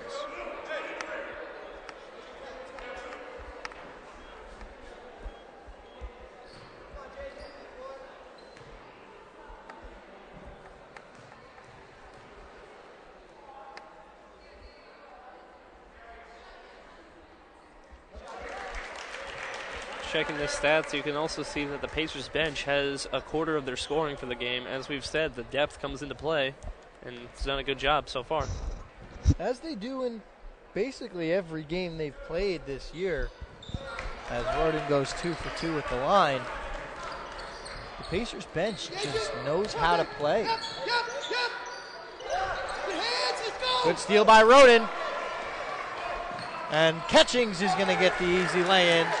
And it's back to a 2-point game. I think if it was a little bit less, or rather lower stakes, I think they may have tried for the alley-oop off the glass. But it's also lower stakes. I think Robinson would be out. That's also true. Pass inside over Roden. Schwartz keeps it in for the Pacers so they get the turnover. Roden has some good hands on defense. They had Ringland cutting, but they find Tinkham wide open in the corner. He doesn't get it. Catching's almost with board. Steal by Roden. Schwartz finds Ringland. The drive inside on Robinson. Had it and lost it. Finds Catchings. And he's going to get it out to Tinkham, and they'll reset. Got Ringland on the wing. Finds Schwartz. Ringland drives baseline. Finds a cutting Zach Tinkham. And we have a tie game. Timeout Cavaliers. 52 all. What a move there by Zach Tinkham to cut to the basket.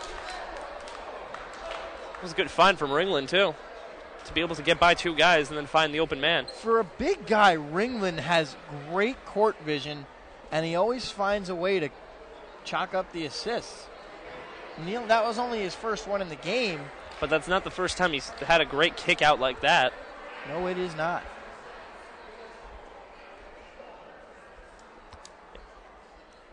One thing that'll be interesting to see is Voshan Mack, the player in a double-double watch, is now in foul trouble. He's picked up 2 early fouls in this half, and he sits at 3 for the game.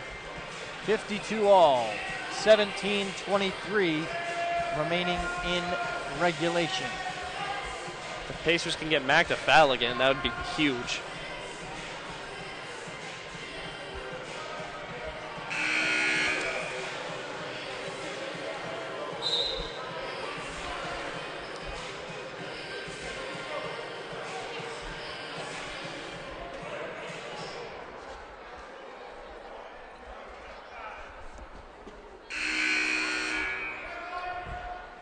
Let's set the floor for you out of the timeout.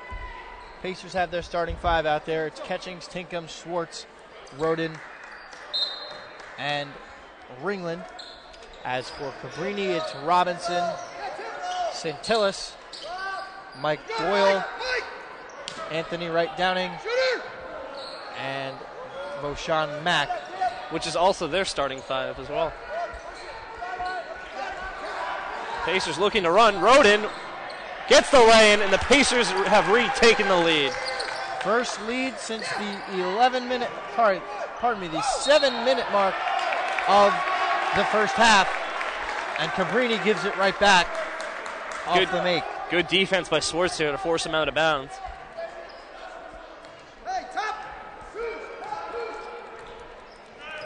Coach Mastroianni calling out a play to his players. Looks like he'll swing it to Tinkham up top. Catching's looking for something.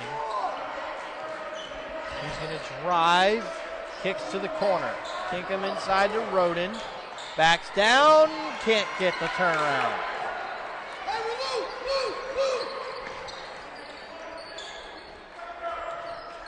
Robinson looking for a teammate. Calling out a play, it appears.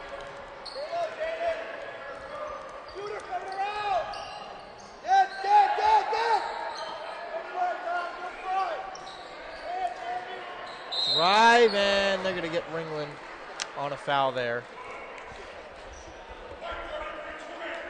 One thing to note on Ringland, he does a good job of playing good defense without fouling. That's only his first of the game, and he's a big man, and they're usually more prone to fouls.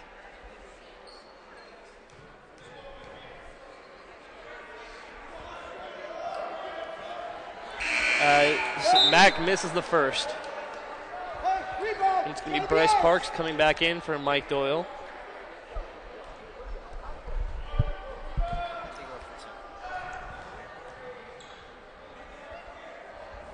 Free throws up, and he misses both. Roden with the rebound. He'll get it to Catchings, and the Pacers will bring it up court. Ringland comes up for the high screen. Catchings calls for it again. Ringland gives it over to Schwartz into the corner. Ringland inside. Roden cutting. And finger ball is good. He does a great job of making those acrobatic layups. He makes them look easy, too.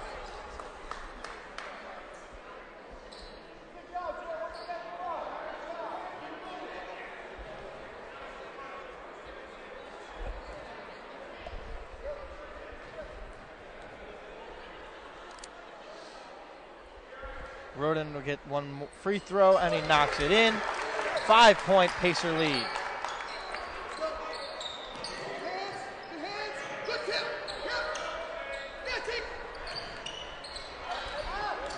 Recover, help him! Right Downing in the corner for three, doesn't get it. Ringland with the rebound. Drive by Catchings, and a lay-in is good. It's now a 7-point Pacer lead. And Cabrini, they've only scored 3 points this entire half. Three ball doesn't go. Another rebound for Tip Schwartz. I would tell you how many rebounds he has, but the live stats are out at the moment. So we'll let you know as soon as that comes back up. It's going to be foul number 2 on Santolis. To group back in for the Pacers along with DJ Smith for Cabrini.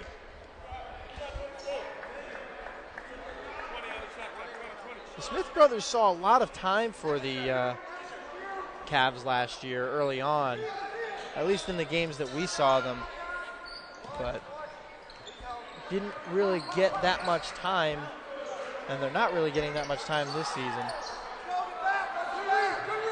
That's one play to watch out for. Ringland setting a screen and flipping off for the three-point line for the three. They've tried running it a few times. First time he got open on it.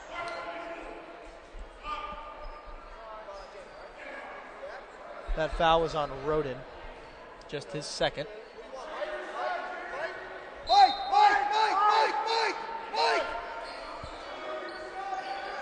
Shooter trap! Shooter God! Hands, be mid, let's go, be mid! Pacers playing a 2-3 zone now. Lock! Actually, now it looks like they switch back to man-to-man. To Groot. Good defense. Might have even gotten a piece of that one. Schwartz brings it up the floor. Catching, finds Ringland at the elbow. Drive inside, and the finger roll lay-in is good. And a timeout will be taken by Cabrini head coach Tim McDonough.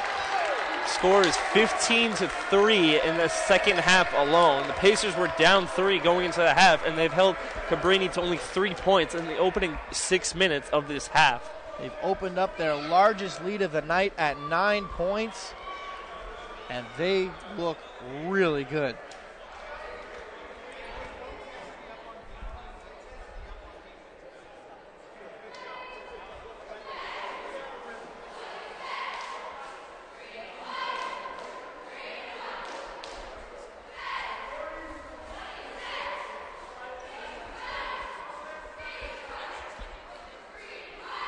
Get a look in there inside the Pacers huddle. I'm sure what Coach Mastriani says in the locker room really sits well with this team. They have so much. He has so many things that he can say to them that just hit some untapped potential. The one thing he always says from them that I always hear from him is effort. Absolutely. That's one thing he praises. So you know you're not always going to make every shot, but if you just go out there and you grind out every play and give it your best in every play, it's going to make the difference when the game ends. Just give it 110% every time out there, and if you lose, you lose. If you win, awesome. And it doesn't matter if you're out there for a minute or if you're out there for 10 or the whole game.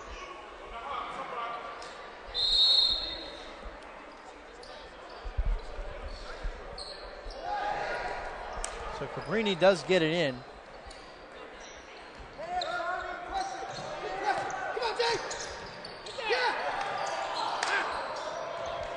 Inside over Ringland, and Mack gets that one to go.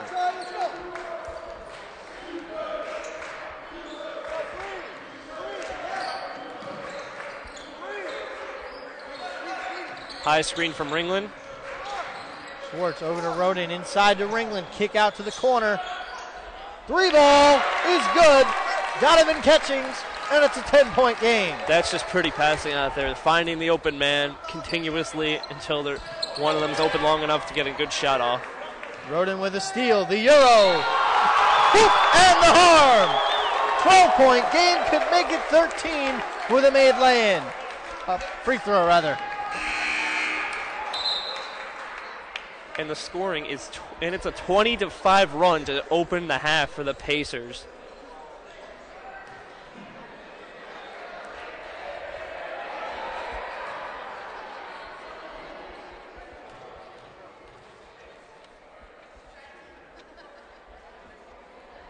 Roden's free throw, no good.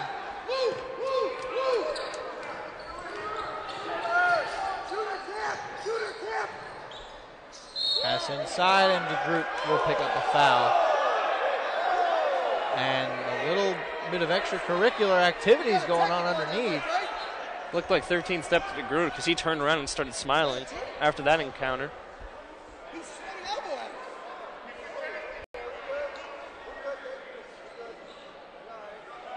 Pacers bench arguing for a technical foul to be assessed because he threw an elbow. Appeared like he threw an elbow at DeGroot there. And I think you have a case there. I couldn't really tell from here because it was kind of behind our vantage point. But tell you what, if we had a replay, camera 3's in a great spot.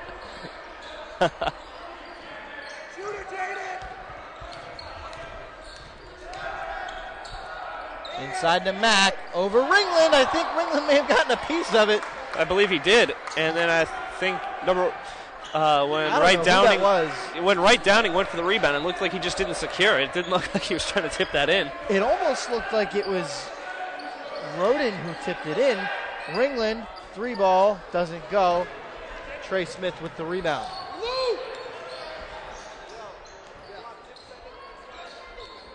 Smith wasn't ready for that pass, but he gets it back to DJ.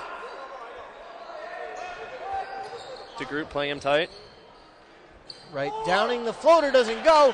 Rebound and the putback by Mack. He's got his double-double, and it's back to an 8-point game.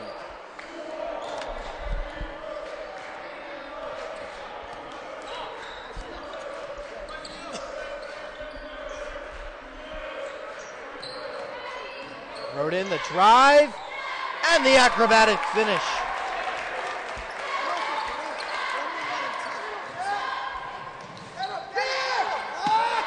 Pacers almost had him trapped there, and that's a walk. That's a walk. Jason Holman is in for the first time for the Pacers, the 6'6 freshman, number 30. Tone Cockrell is back in. Ringland and Catchings take a seat. As for Cabrini, Billy Warren is back in. Holman, one of the Pacers' only 3 freshmen. The only one, and he's the only one to get any minutes tonight. Schwartz, double team, drive, and a finish. We're back to a 12-point lead. The Pacers have scored 100 points this season. They did it against Wesley, and it took every bit of that 101 points to win that game. And 100 is incredibly possible tonight. Speaking of Wesley, that's the Pacers' next game, and that's also your Atlantic East Game of the Week. It's the second time in the last week and a half that we've had a Game of the Week. Cockrell hit as he takes the 3. Bring out the arrows. 13-point game. And this crowd is loving it.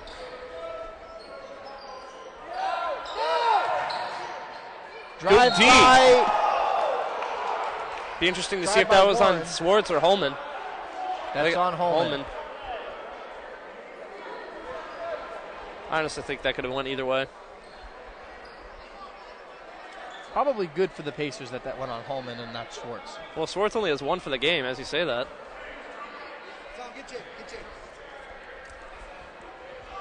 And checking into the game for the first time tonight, Tom DiFilippo.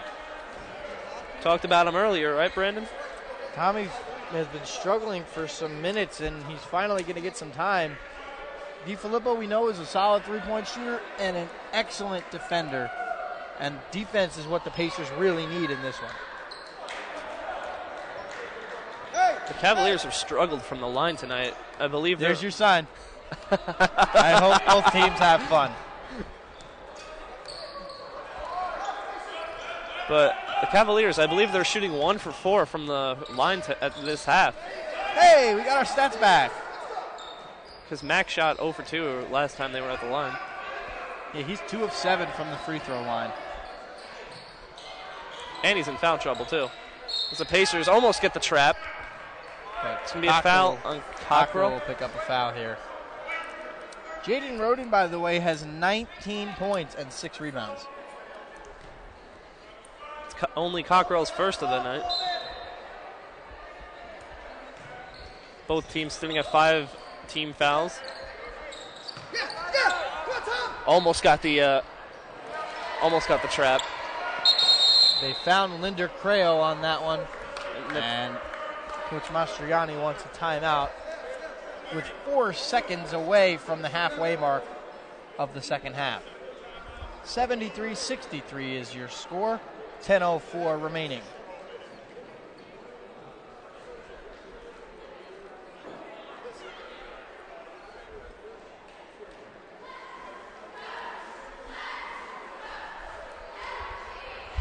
If you look at the stats, everyone's been doing a little bit of everything. There's no one really standing out for the Pacers in terms of rebounding, assists. It's everyone contributing. Roden and Schwartz each have six rebounds.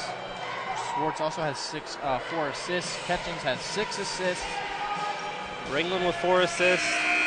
4 blocks, too. What else is new with Jeremy? Continues to break that his own record. He's far and away the leader in terms of career blocks. And now he's going to absolutely shatter the season record, which he held at 63, I believe, was the record. And they're set back in 2016. And the crazy thing is, there's still 6 games left in this regular season. Just imagine how much he's going to break that record by. He could end up with 80 blocks at the end of the year. Tipped pass into the arms of Warren. One thing's for sure, that record's probably not getting broken for a while. Trey Smith, 3-ball, knocks it in. Tell you what, the Smith brothers, in a way, you can relate them to the Splash brothers. DJ and Trey both can shoot the 3-ball very, very well.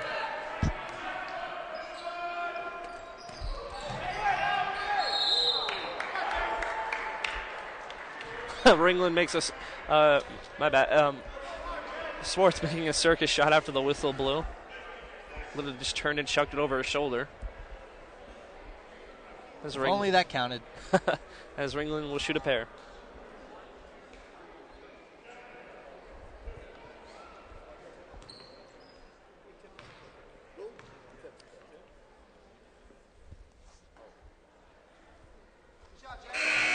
Here's a big stat. The rebound battle in favor of Cabrini is 35-24. 11 more rebounds for Cabrini, but the Pacers are hitting their shots. And realistically, so is Cabrini. But the big difference is the 9 3-pointers made. Another difference is the turnovers. It's 13-8. I believe it was 7-6 at halftime, right? I believe so. Oh, wait, we have the stats right here for halftime. Apparently it was 8-10.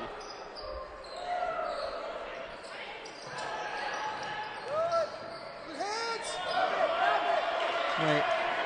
Oh, no, that's points from turnovers. 7-6. Yeah, right. It was 7-6. Kick out to Catchings. 3-ball. Knocks it in. And it's a double-digit lead once again for the Pacers.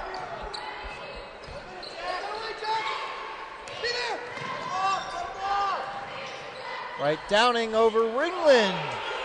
Good finish there. Cockrell powers through 2 defenders. They find the open man. Back to Cockrell, and they'll slow it down. Coach Mastroni calling out a play. Ringland coming for a high screen. Double team coming. Goes baseline, kicks to DeGroot. DeGroot drives, fouled hard, and it's actually a charge taken by Linder Creo, as it will go back to the Cavs. That play takes guts. Got to give him credit there. Centillis and Mack are back in, along with Robinson. From our angle, it looked like he might have been in the restricted zone there. You know what? I think you're right. As Catchings gets a steal there, Rodin kicks it out, and they're going to slow it up. But Rodin goes baseline, and he steps out of bounds. Coach Mastroni arguing to the ref that he was shoved out of bounds. It's been a physical game tonight, and that wouldn't be any different. Right, you are, and there's 28 fouls collectively between the two teams tonight. Robinson, 3-ball, doesn't get it. Catchings pulls down another rebound.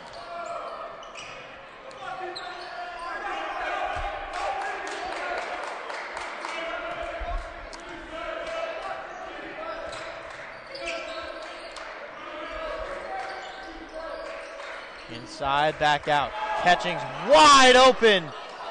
Misses it, but into the arms of Ringland. And he finishes.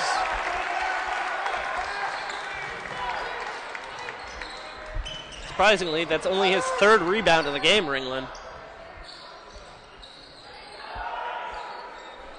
Well, when you have an athletic guy like Rodin inside, you really don't need him to get that many rebounds. And as far as defensive rebounds go, he's busy swatting them. Kick. Catchings around to Rodin. Cross-court pass to Cockrell. They slow it up. Pacers have 20 assists on the night.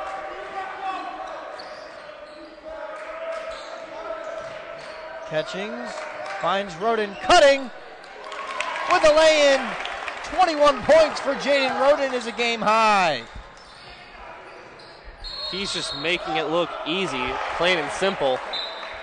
Jump ball stays with Cabrini.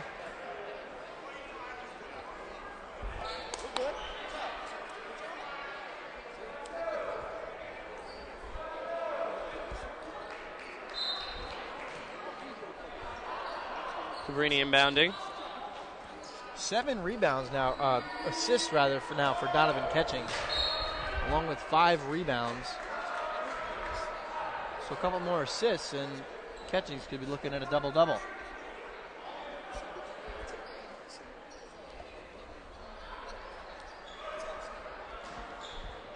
Here we go, lock up. We go, Tom. Out, Tierney. Robinson kicks it over to Trey Smith. DeGroot taking another shot to the head there.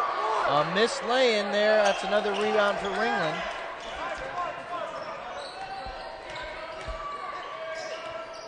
Schwartz, the pull-up, in and out.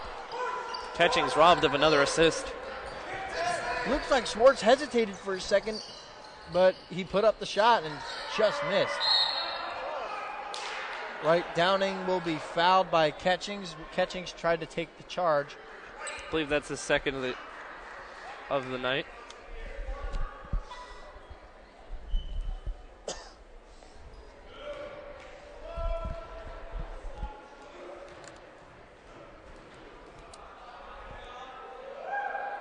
So the Pacers are now in the bonus, so that means Wright Downing will shoot 1 and 1, but actually that was a shooting foul. So any fouls from here on out are going to be shooting fouls. Wow, and the Cavaliers shooting 4 of 12 from the line tonight, which is 13 actually now. Actually, 4 of 12. That was right. 4 of 12 for a whopping 33%. That's just Catchings. Pull up. To put that in perspective, they're shooting just as well from the three-point line as they are from the free throw line. Trey Smith doesn't get it. Wright Downing pulls down the rebound over Catchings, and the foul's on the floor. It'll be on Catchings. His third.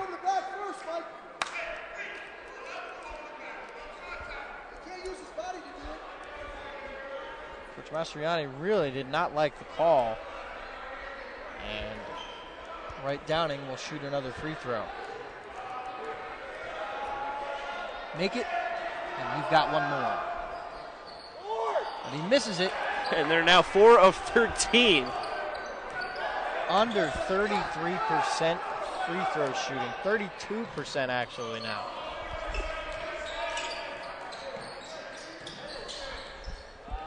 Drive inside and a made lay-in. Pacers up by 13 now with just under 5 minutes remaining. Another block by Roden. But to finish that time, Swartz brings it up. Pacers had numbers, but they bring it back out.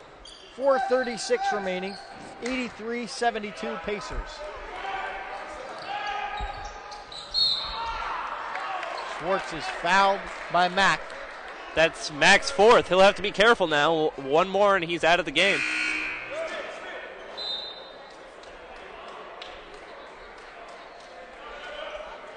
And that foul also puts the Pacers in the bonus.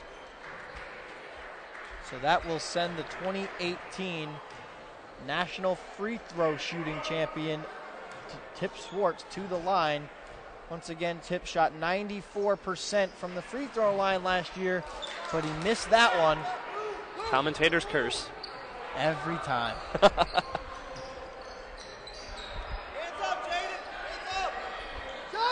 Robinson, three ball, doesn't get it.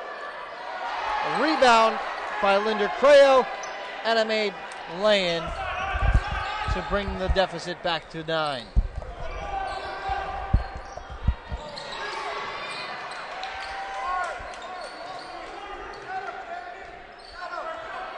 Swartz looking to use some clock up.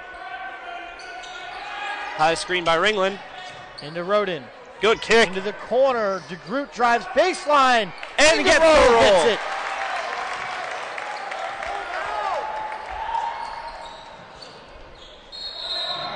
Ooh. DeGroot went down hard that time after the foul on Mack. And they called. Wait, did they called that on Roden? Wait, I don't think Roden was even over there. I'm pretty sure that was on DeGroot. But the ref here just says 24, so I'll have to take his word. I mean, either way, that was going to be 3 fouls. It was just a matter of who it's on. Yeah. Still leaves him some breathing room. Really physical. First free throw misses for Mack. It's been the story of the night for the Cavs. I believe he's shooting 2 of 8 from the line. And another miss. 4 of 15 free throw shooting. That's almost 25%. 27% from the free throw line. That is... They're shooting better from the three-point line. They're shooting 30%. Roden, the 3 ball, doesn't get it. But that's something that I'm sure Coach McDonald is going to be talking to his team about in the locker room after the game tonight. As Mack makes another layup. Got to get it in, and they get it into Swartz. Back to Roden. Over to Catchings. Finds DeGroot. Cutting. Hoop and the harm. 87-76. Linder Creo distraught right now because he feels he didn't do anything. Hit him on the arm on the lay-in, and that's what happens. And now he's laughing.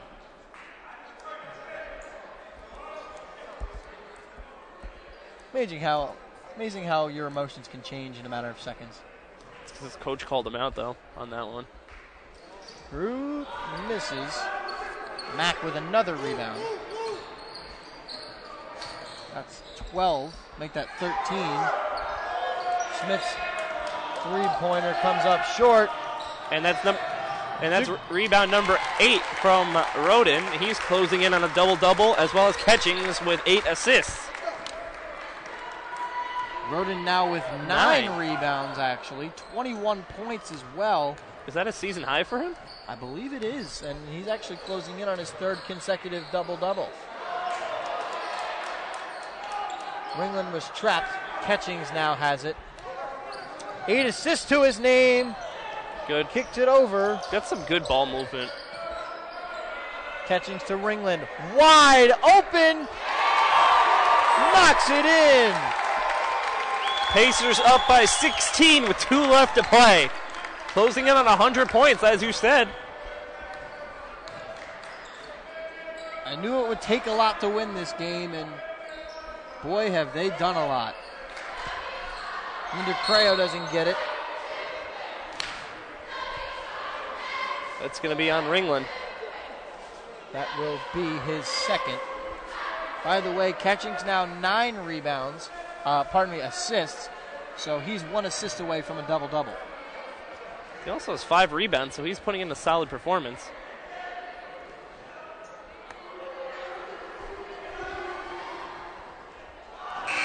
Cockrell coming in.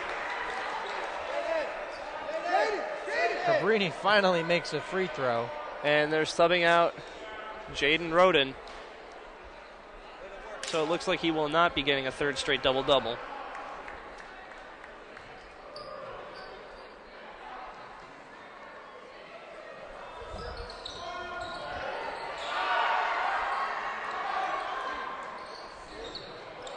Into DeGroot. Wow, they made 2 free throws. Cockrell with it. Finds Catchings. Ringland finds DeGroot. DeGroot back to Ringland. Ringland knocks it in. 94 points. Closing in on 100 once again. It's looking like a strong possibility now, right, Brendan? That is true. Nice pass inside. Up and under, and he finds him. And Coach McDonald wants a timeout, but it's just for the subs. Pacers thought it was a timeout, so they started walking off. DeGroot is going to come out as Eric Sika will come into the game. The 6-foot junior, number 10. From Slate Hill, New York.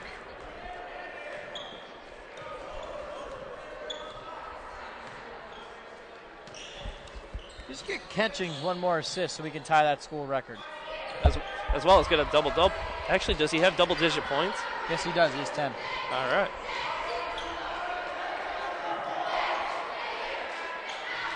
Three-pointer is good by Parks. And it's now a 10-point game with under 50 seconds remaining. And it looks like Coach Mastrani is going to empty the bench. And Catchings will fall 1 assist short of the record as he's getting subbed out, as well as Kip Swartz and Jeremy Ringland. Tone Cockrell also to the bench. So let's see. We got... No, Cockrell the inbound. Okay, so we got Shane Merrifield is in, the 6-foot freshman. Number 23, Jalen Horsley, the 6'4" sophomore, number 20. And number 5, Gary Brown. And 6'1" sophomore, number 5.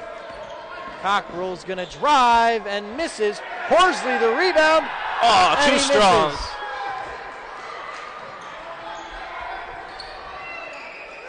Three ball doesn't go for Cabrini. Goes out of bounds, and it will stay on this side of the floor. So the Pacers will fall short of 100 points. But they pick up a very important win in the conference. And checking in, number 15, Brendan Davies, as well as number 32, Cole Ferguson, a 6'3" freshman from Macungie, Pennsylvania. Brendan Davies and Cole Ferguson are in. And it's a Three-pointer made that 7-point game time by Jay Dungy, and with 5 seconds left, a nice consolation 3. Will just run the clock out, and Cabrini gets a steal, and that'll do it. I need to find something here. When's the last time the Pacers swept Cabrini in a season series? Probably a long time, considering they haven't beaten them on the road in, 13 years? That Before is this true. year? Probably 13 years, which is the earliest. Let's look back to the 2011 season. Maybe I can find that. As the players shake hands.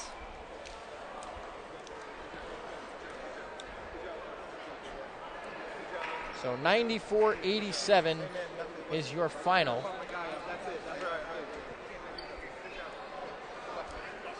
Pacers now move into first place in the Atlantic East Conference with a... That actually depends on the final at Gwinnett. Didn't know that Because I Gwinnett played believe tonight. they are playing tonight. Let's find that final score. And while we're at it, we'll read off the other scores from tonight's games in the Atlantic East Conference. Let's see. Look at our live stats. Gwinnett has Marymount at home. And Marymount with a 14-point lead with 5:19 remaining. So Wow. if Marymount can hold that, the Pacers will retake sole possession of first place With a in half- the Atlantic East with a a half-game lead. That is huge. What about the IMAC game? There was another one. Let's look back at that one. I believe it was IMAC. Yeah, Immaculata against Newman. You know, I hate when they don't have live stats. Huh. Go figure.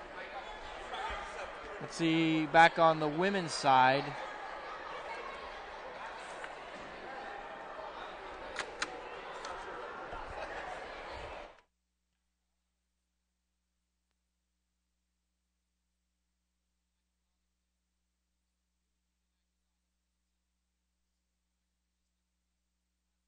Pacers 66-42. Marymount knocking off Cabrini 87-43. So let's look back to the 2011 season. Maybe the Pacers had a sweep in that. I don't think so. No, because last time Because they they won on at the road. home. Yeah. Mm-hmm. So we're going to assume 13 years ago then. We have to. We'll go with Because last that. time Let's they won see. on the road. All right. So that's going to do it for our coverage here from the Insulaco Arena. For my partner, Mike Donato, our director, Brianna Ryan, and our entire TV-Marywood crew, I'm Brendan Murphy saying good night from the Insulaco Arena. Once again, your final score, the Pacers get the job done, 94-87.